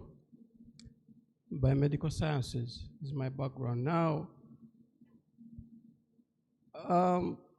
I just wanted a question which can be answered by any of the presenters concerning the NDP3 and the overall science development program that we've had since yesterday. What is the role of the philosophers, the ethicists, the thinkers, the artists in this progress, in this program? Is this all left to the scientists? For example, what do we define as the real needs of the people? Yesterday, the minister mentioned that we are going to have a satellite. If I'm sitting in my village and I don't have supper, and you come as a minister and you tell me you're going to make a satellite, do I even understand what you're talking about? The components of development, have they been defined? Is this just a figure of GDP, or what exactly are we talking about? People have argued before that, as I conclude, that there are 4 components that people look for in development. One is wealth, the other is pleasure, the other one is power, and the 4th one is honor. Are these components being infiltrated into what we are developing these people to? Thank you very much. Thanks so much. Number 2. Number 2. Just behind, next to the camera.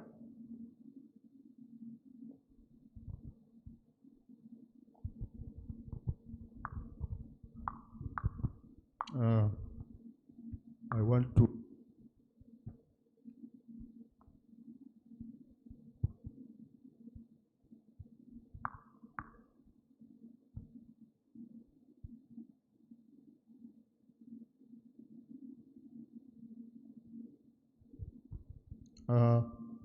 I'm slightly puzzled with the Kira Motors, because since it was established, remember the president was vigorous on that project. And I wondered, I was actually puzzled with the way how this program is going to be sustained. For us who have been trained and had access to assembly plants outside Uganda, we don't know whether you start a program from the top or from the bottom. For example, how is this program really sustained? And 2, we have been told that the component that has been put in place, it moves only, it has limitations in service delivery. It goes up to 30 kilometers and back. Then the last one, I remember one time Professor Kagonyera suggested a crucible foundry for manufacturing commonly used components in steel categorization. And that was at Makerere. I think that was a component that would assist the assembly plant of that business which is in place. Then the last one, I've been seeing people talking about drugs and so on. But I'm wondering why people are dying in numbers, and we single out, for example, diabetes, hypertensive, and so on. We have put to place some drugs which are actually credible, but they have not been pushed forward by Uganda Drug Authority. I don't know whether what method they use to actually pick up drugs which can assist Ugandans. Thank you very much. Professor Mauda.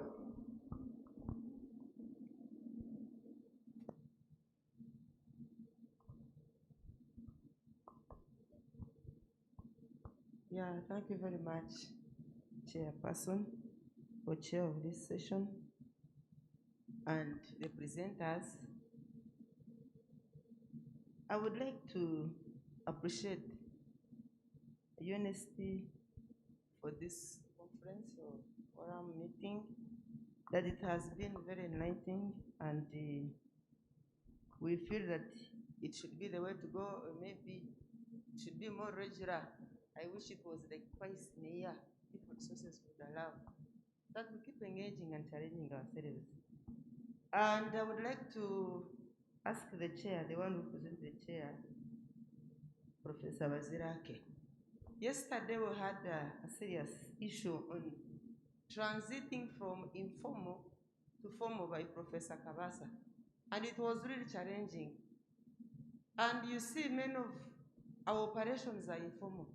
What plans are you going to put there to make sure we transit to formal? Me, I'm a researcher in natural medicine or traditional medicine. And you know, we are all users. And COVID gave evidence that traditional medicines actually work. I don't know how many people did not steam themselves out of fear or out of the disease or whatever it is. At least everyone had something. And you see now with the COVID-19, we are very happy actually. We are very grateful for the innovation that are on board now. But now the whole sector is very informal. Are there plans to document this knowledge, put it to the public, so that people can use it, validate it, and challenge it? I know us in academia we are doing that, but it's not enough.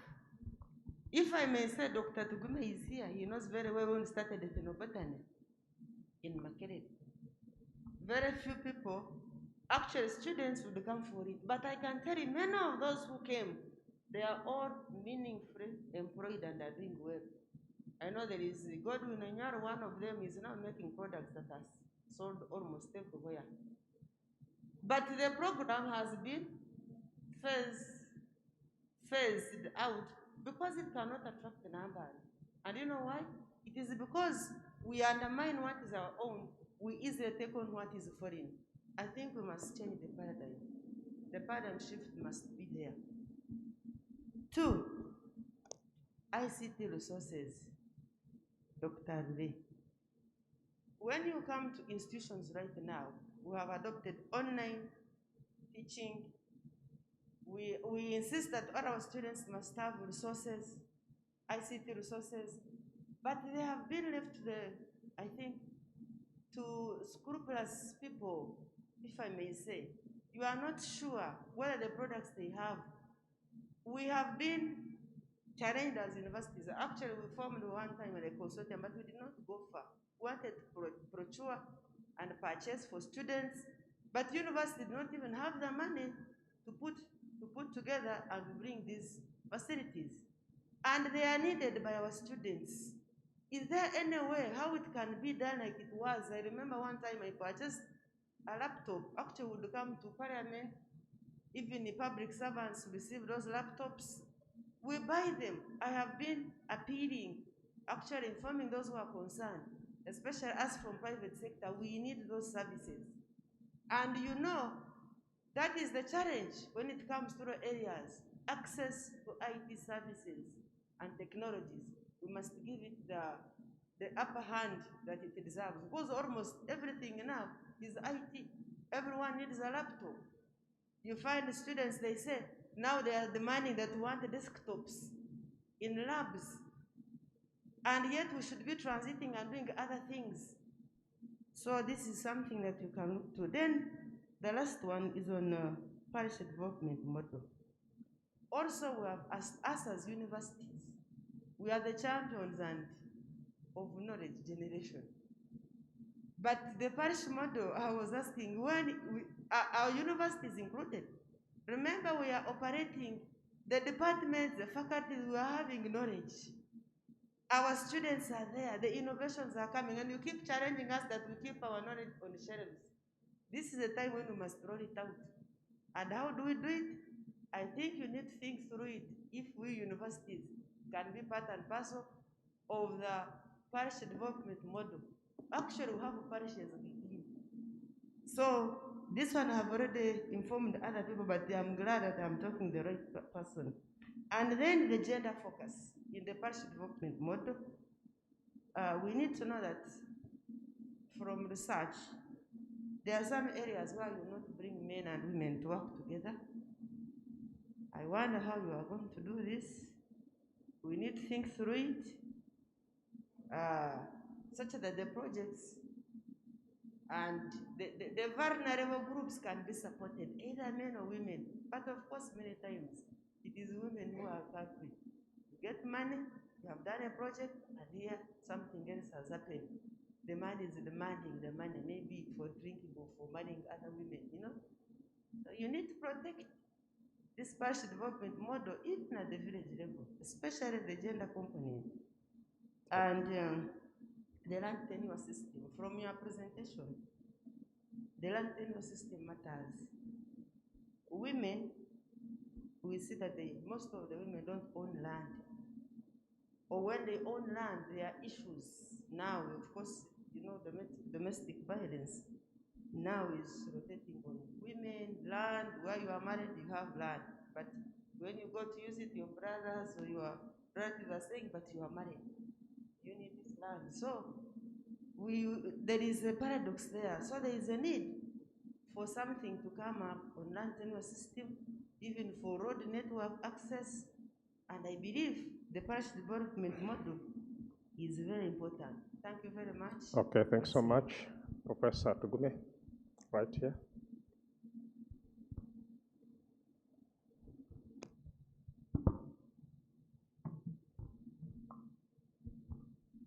Thank you so much, Chairperson and the presenters. I have 3 things to talk about. I hope I can be very brief. One of them is that we've been talking about these things for quite some time. I'm Arthur Tugume, so I work for Makerere University there for now 23 years. And there is something that bothers me. We are all here talking about all these things and we will continue talking about them. But I do not know how much of the people we call the leaders of the next generation, how much they know about them. I'm talking about high school, I'm talking about O-level, I'm talking about those young people. The reason I bring this up is because there is a single subject at A-level that defines the momentum and the enterprise at universities as long as you are doing biotechnology, biology, medicine, agriculture. If you come to Makerere University, almost the entire COVAB, veterinary medicine, almost the entire agriculture, and I think probably the entire College of Health Sciences, and over and above 50% of the College of Natural Sciences, we are all biologists. And biology is among the most poorly performed subject at A-level and O-level. And I want somebody to challenge me on that fact. And if that is true, what is the National Planning Authority doing it? I have been vocal about this matter for the last few years. And nobody seems to be taking interest. We are all perhaps lost in other things. But I want somebody to tell me what you are trying to do to make sure that a single subject that accounts for over and above 70% of something that you are saying can drive our economy we are doing something about it. Okay? That's point number one. Point number two is that I think the STI ecosystem in Uganda and the leaders at the helm of it need to be deliberate on what we are talking about. What I'm referring to is a risk of overemphasizing application of science rather than the new information of science. Take an example. We have hot springs in Uganda. And if I come up with an idea of investigating how the organisms in hot springs in Uganda are surviving, you will not fund me because I'm not going to give you products in the next 10 years. But you see, that is an African problem of thinking that science should solve only our problems, but we ourselves should not do our own science. Carrie Morris in 1985 discovered PCR, and everybody in the world talking about PCR, but he was a technician, and his assignment was simply to see how we could multiply the nucleotides and the few fragments. Now everyone in the world who does some biology talks about PCR, but that was just a basic discovery. So why don't Africans, and Ugandans in particular, define a space for applied science, but also leave space for basic sciences, where we need to understand how nature works, and in the process of doing that, we are able to make our own discovering and make our own patents and technologies. I challenge any National Planning Authority on this.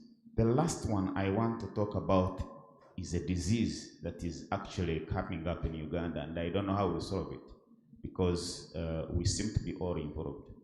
And this is where we begin to think that the more universities we have, the nearer we are to solving our problems.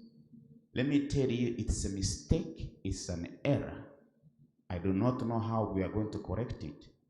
The more universities you are going to have vis-a-vis less technical schools and vocational schools, the more sick, the more unemployment, the more problems, the more unemployed graduates we are going to have. We need to have a strategy, and leaders of the National Planning Authority, I'm also challenging you on this, as I challenge myself, because I'm also part of the system. Where is the place for skilling? Universities were not created for goodness' sake to skill people. The purpose of universities is knowledge creation and knowledge generation and taking us to the frontiers of knowledge. The purpose of technical schools is to translate that knowledge into products which can be used. We cannot have a country where we begin to think people who have not come to university are failures in life, you know, because of the nature of the education system we have. And we need to speak to it and very deliberate. Unless if we are deliberate, I would like to encourage the National Planning Authority to benchmark a system in Finland, to benchmark a system in Sweden. These are our friends, we always study with them. But the point I'm trying to say is that I was reading this morning a message I not mentioned where I was hearing that some team has been putting together to create a college in Bunyoro, a university in Bunyoro, I think another in Busoga. I mean, I don't want to appear here, I'm against those universities, but my point is that we are increasing problems by creating more universities and not creating technical colleges, vocational schools, and skilling institutions. We transformed the Chambogo into a university. We transformed the Usitema into a university. Those were our pillars, which we are supporting skilling. And now because they are not skilled Ugandans, now the pressure is going to be on universities to create skills. Universities are not meant for skills, so we are going to do a job very badly. I would like us to have this conversation, maybe at not at this level, but at another level, that creating universities is not giving us solutions, it is creating us problems. I thank you, Mr. Chairman. Yeah, thanks so much for that presentation. I just want to take two more hands. One, okay, three now. 1, 2, 3. 1, 2, 3.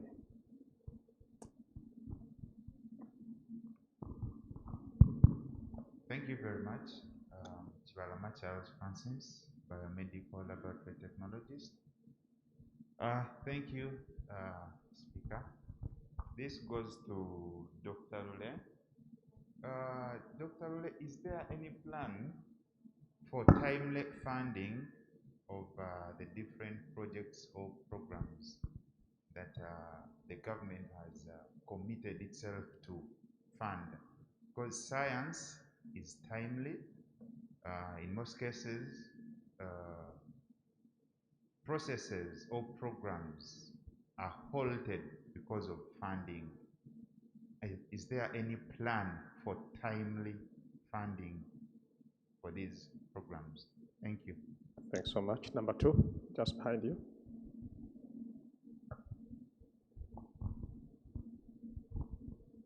Thank you so much.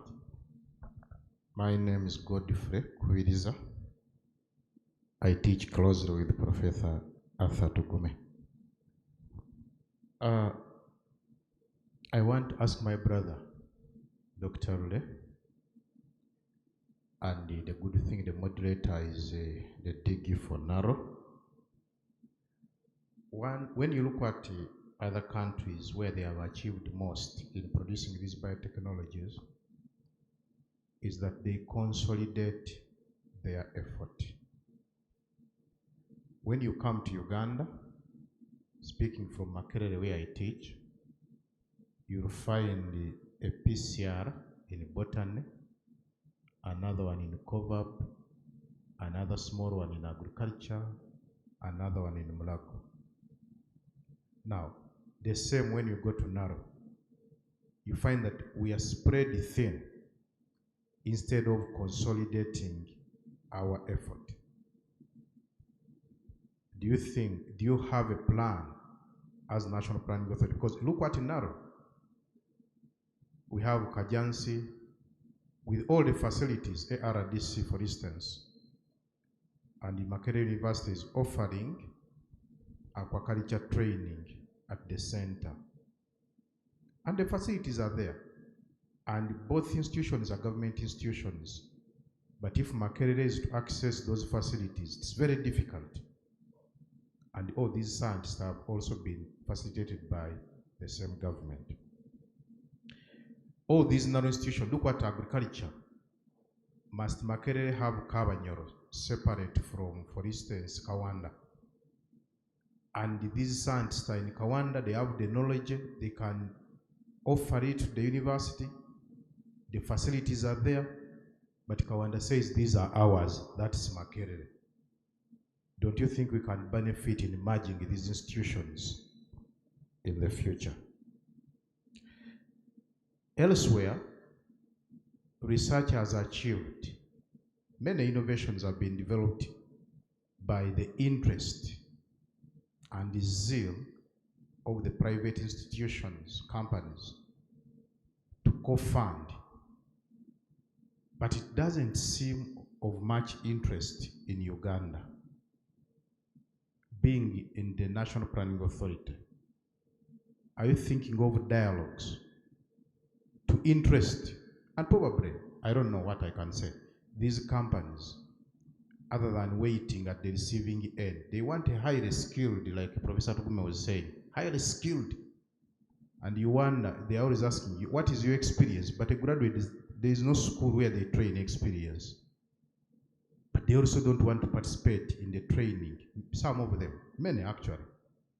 Some will tell you, like the fish processing companies I've been to, when we bring here internship students, we lose a lot on time and even the damage.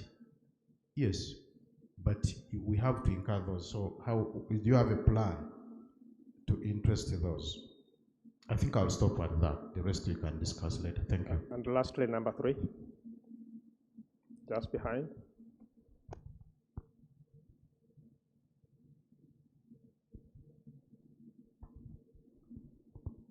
Thank you, moderator.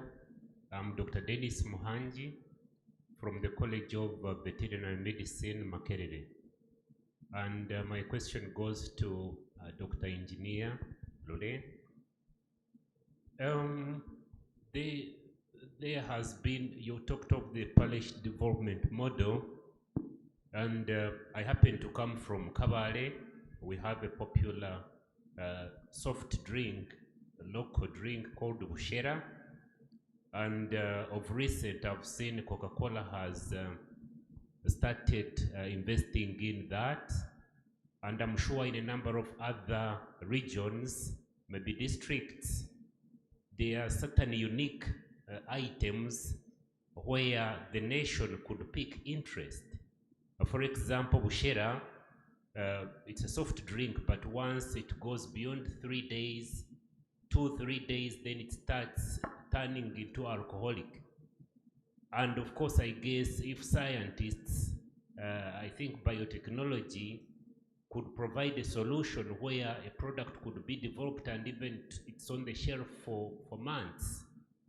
So as the National Planning Authority, looking at different regions of Uganda and of course looking at the villages that you alluded to, is the National Planning Authority looking at a period, at a situation where they will pick out some of those ideas, some of those, what is already on the ground, and see how local communities could benefit from such items that are already on the ground by adding value to them.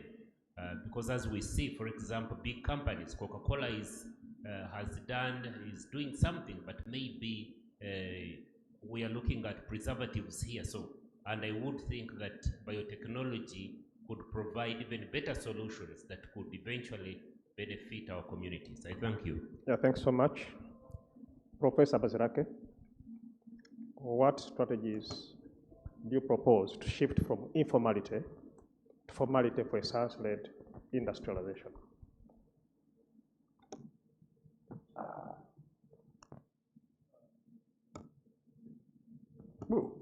Thank you very much, Chair. I am so happy that my colleague, Professor Kamatenes Mugisha, has brought out this issue. And I think really, I'm so excited that this forum will find a solution. I want to say that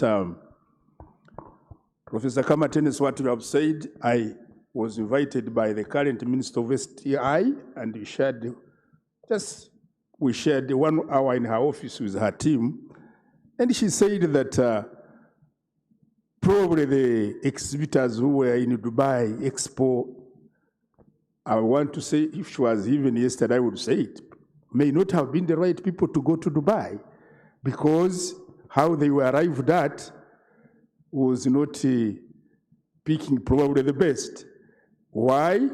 Because there are many people who have remained informal, who have not been transited to become formal. You have mentioned the issue of medicine, traditional medicine. I have been invited by many friends to look at what they do because I sit in National Council. I say my hands are tired, I wish I could have a forum. And I want to propose that members, if you support, I was in Senegal, Dakar, 2012, at African Union when we had won a project called Afro-Banana with Professor Chamanywa Chulad. And there was a forum known as elevator pitch. Elevator pitch is where you call all the people who feel they have something to offer, something nice. Give them 3 minutes, come and present. They are judged by all of us.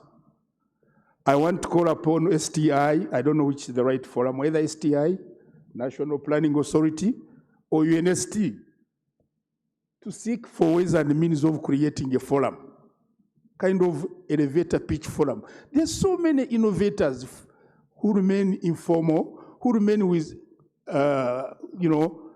aggrieved with their wonderful innovations in the village. They have not had a forum. And people who have minor ones take opportunity. I'm sorry to say, like when saw representatives of our exhibition in Dubai were mainly on clothes, probably dressing style. But there were many products that could have been taken by Ugandans to Dubai to represent Uganda. Therefore, my call on this, thank you very much, Professor Kamatenes Mugisha, is that from here, can we create a forum which we have been using exhibitions may not be enough.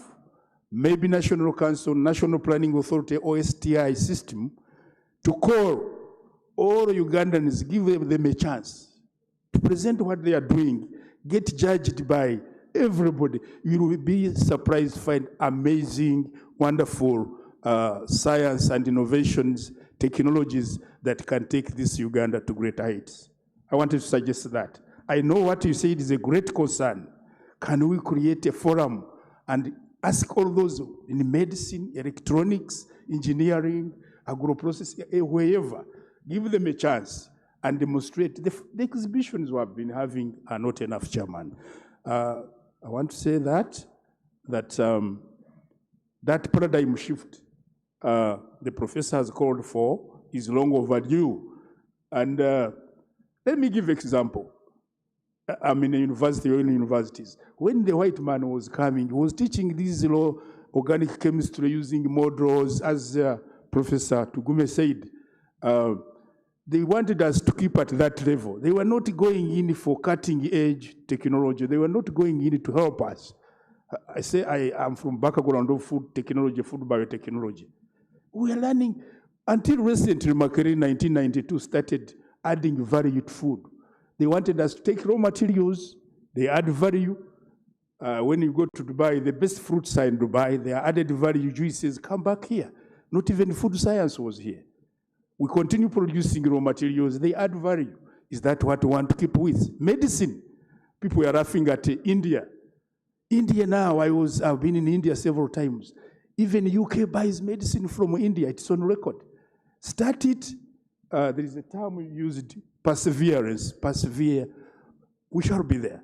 So can we look for a forum to fish out all these wonderful innovations? Let's get a forum. I don't know where it will be housed. I want to say that, Chair.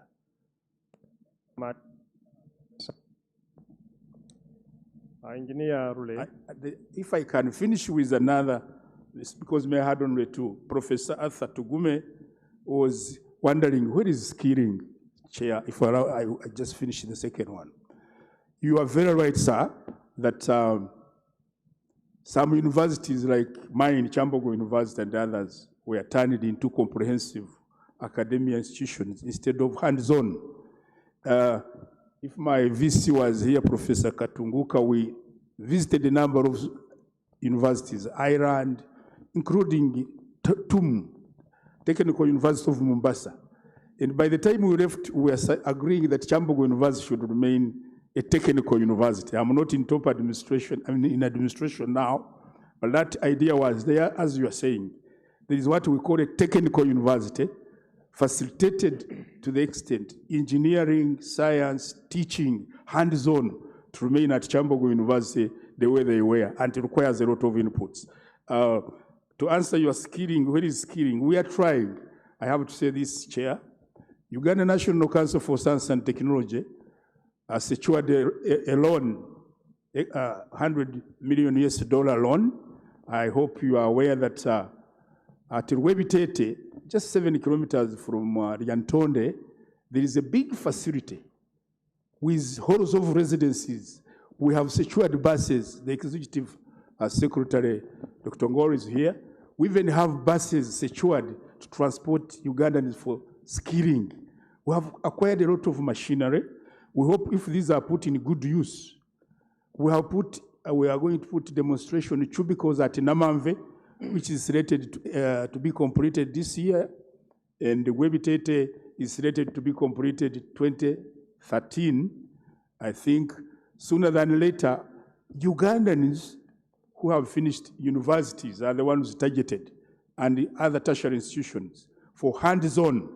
It's going to be kind of a center of excellence where we put what we don't have in universities so that we can train our Ugandans in different specialties of science, technology, and innovations so that they can be trained, Mr. Chairman. I wanted to say that. Thank you very much. Thanks so much, Professor. Engineer, a number of questions have been asked you, but I request that you focus on just a few, including the question about the concept for the country, and including the question on the balance between discovery and application of sciences. Thank you, Chair, for the session, and I want to thank the audience for the so many questions that were asked. Allow me to start with the explaining the mandate of the National Planning Authority such that we're on the same page. NPA is in charge with the development of comprehensive and integrated development plans of the country and to carry out a number of studies that inform planning and redirection of the country into the right direction of development. It is also in charge of conducting evaluation studies of these plans and development agendas that have been developed. That means that it cannot be an implementer. If it becomes an implementer, then it ceases to be an evaluator. So in that context, our support has always been convening, like it's not that we are in the lead, but we always convene stakeholders to ensure that the gaps that are identified are actually filled. So that explains a lot on what I'm going to say. I will start with the question concerning the whether we are actually addressing the needs of the people. The vision that we have talks about moving a peasant society into a modern society. And the four aspects that have been identified on wealth, pleasure, power, and honor are all enshrined in that aspect. Well-being, that somebody is not only rich, but he is also happy, and that he can comfortably survive in the country. And if you look at the NDP 1 and the NDP 2, you will clearly see a shift, a serious shift from high-level outcomes to low-level outcomes. In other words, we are talking to the person. And that's why the parish development model is even there, because we are looking at that villager. Is he happy?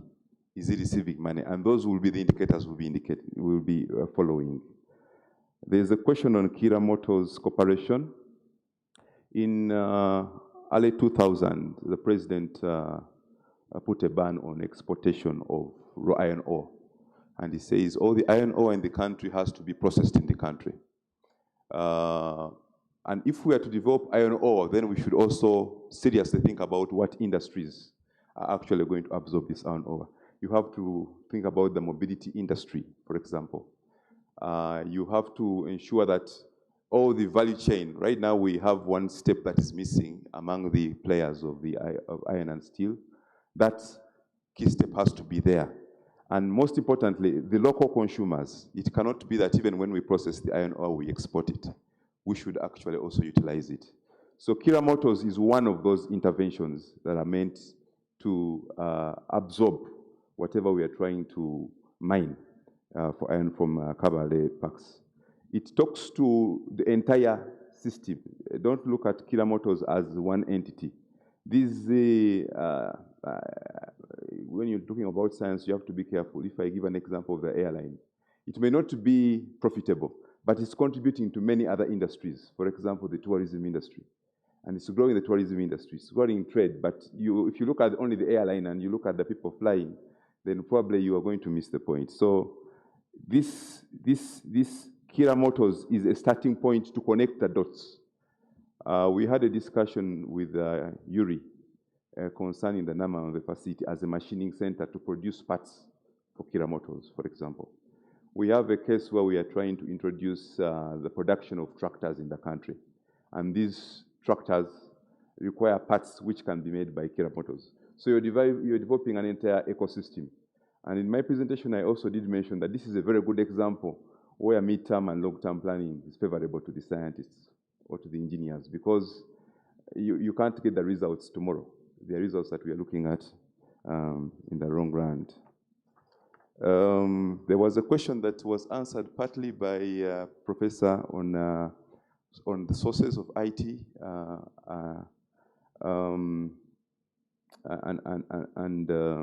and registration of the informal sector. There is a deliberate plan to work around that under the Digital Transformation Program. Within this program, we are looking at integration of all the available e-resources that we exist, electronic collected data, to link it to a common web, which will enable us to serve all interests. For example, if you fully establish the e-voucher system or the e-extension services in agriculture, then we hope that the information captured in there could be received by NIRA, and we're able to identify all those that seem to be informal, but are now actually being captured in the system, and we plan for them better. We also have other systems around the UBOS, where we have the business process outsourcing centers. And these are meant to tap onto the fiber that is being laid out in the country. You will not be able to provide a computer to everyone probably, but now you create centers where these youth can come and participate in these activities.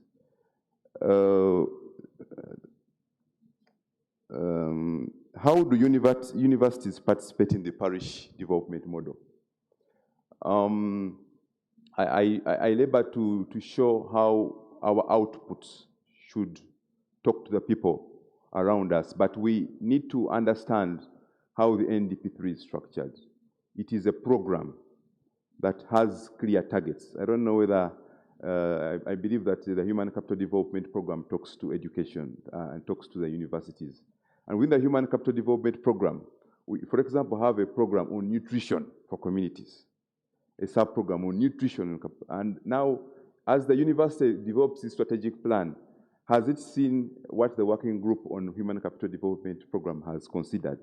It is important that you talk to this sub-program that is within your program, such that you're able to pick out the components and relate with the parishes. We have reached a stage where you, as a player, need to talk to the parish chief, because we don't have a one-shoe-fits-all for all the parishes, and understand how exactly you're going to reach these people. The VC has also raised a very important issue around gender focus, and it's already a problem. I do acknowledge that problem. When they were releasing this money to this revolving fund to the families, there was a big question: should it go to the woman or should it go to the husband? Is it the wife or the husband? And they said the women are more enterprising, so it should go to the women, and then the men were complaining, we're the head of the home. So there are a lot of issues around that. And the last review that I had with the key stakeholders is addressing this issue. And there's a proposal to move from households to actually homesteads, such that some of these issues around gender are addressed. There was, I think, a question concerning how do we use applied sciences? How do we promote basic sciences at the lowest level? Professor, you've tried to address it. How do we promote the subjects? Why are you producing more universities instead of technical institutions? This is a very valid question. And actually, I want to extend it beyond technical institutions. If you looked at the chart that the minister presented, you realize that a significant percentage of our population is below 18. Actually, 15. And many children are leaving homes as early as 13, and they are doing casual work. So you're looking at a very unproductive population in the sense that it's completely unskilled. Even when you talk of technical institutions, you now have to think about that gap. And there are many programs that have been started. One of them, the professors talked about.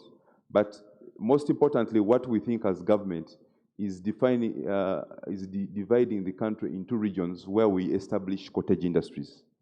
And these cottage industries do not only talk about the technical, but also these 15-year-old who doesn't even have education at all. Probably is P2, even maybe primary. These kind of people who are really hanging, and they are becoming too many, by the way. So this, we think, would address that gap. How universities are created is a very interesting process, and many of you know it runs around the political economy. I partly listened in when they were trying to establish the Bunyoro University. And we know we have a technical institution there, Kigumba. And our emphasis as the planners has been really on preservation versus creation, because we realize the pressure for creating universities is so much. Every area wants a university. You go to a review of a university when it's being started, it doesn't even have the basic facilities, but the university is there, and the political economy is very big. So our emphasis has been on preservation and strengthening the ones that exist. Interestingly, this is amazing also, that the biggest population of students in technical institutions are found in the private technical institutions. The government technical institutions have very few students. So while we are thinking of increasing the number of technical institutions, we even have failed to attract the students to join the technical institutions that belong to government that are also subsidized. So these are some of the issues we have to grapple with. How do we attract the students? And that has been proposed under the Human Capital Development Program. Allow me conclude with the last comments. There were quite too many on how do we consolidate efforts where we have so many research centers doing the same thing and a lot of duplication. My brother from Makere, you're talking about the program-based approach, which is the hardest innovation we have introduced in planning. Because we are saying, let's move away from silo approach and work in an integrated manner. So we fund once under the program, one activity, and it's coordinated through all those agencies that are supposed to participate. It has not yet trickled down to your unit, and I'm sure you have not seen it. But we hope by the time we reach the third year, you will feel the pinch where resources are actually being pushed in one place. We had a case, I see my colleague from Busitema University when they were establishing material science lab, and that was the issue. Should we have the same material science lab in Makere, or we actually have one in Busitema? I think Busitema eventually won. So if you want to do material science, Busitema seems to have a lot more equipment than Makere in the concept of trying to develop a program-based approach. I thank you, Chair. Yeah, thanks so much. Let's join hands to thank the presenters. We have 20 minutes for a health break, starting from now. 20 minutes for a health break, starting from now. Enjoy.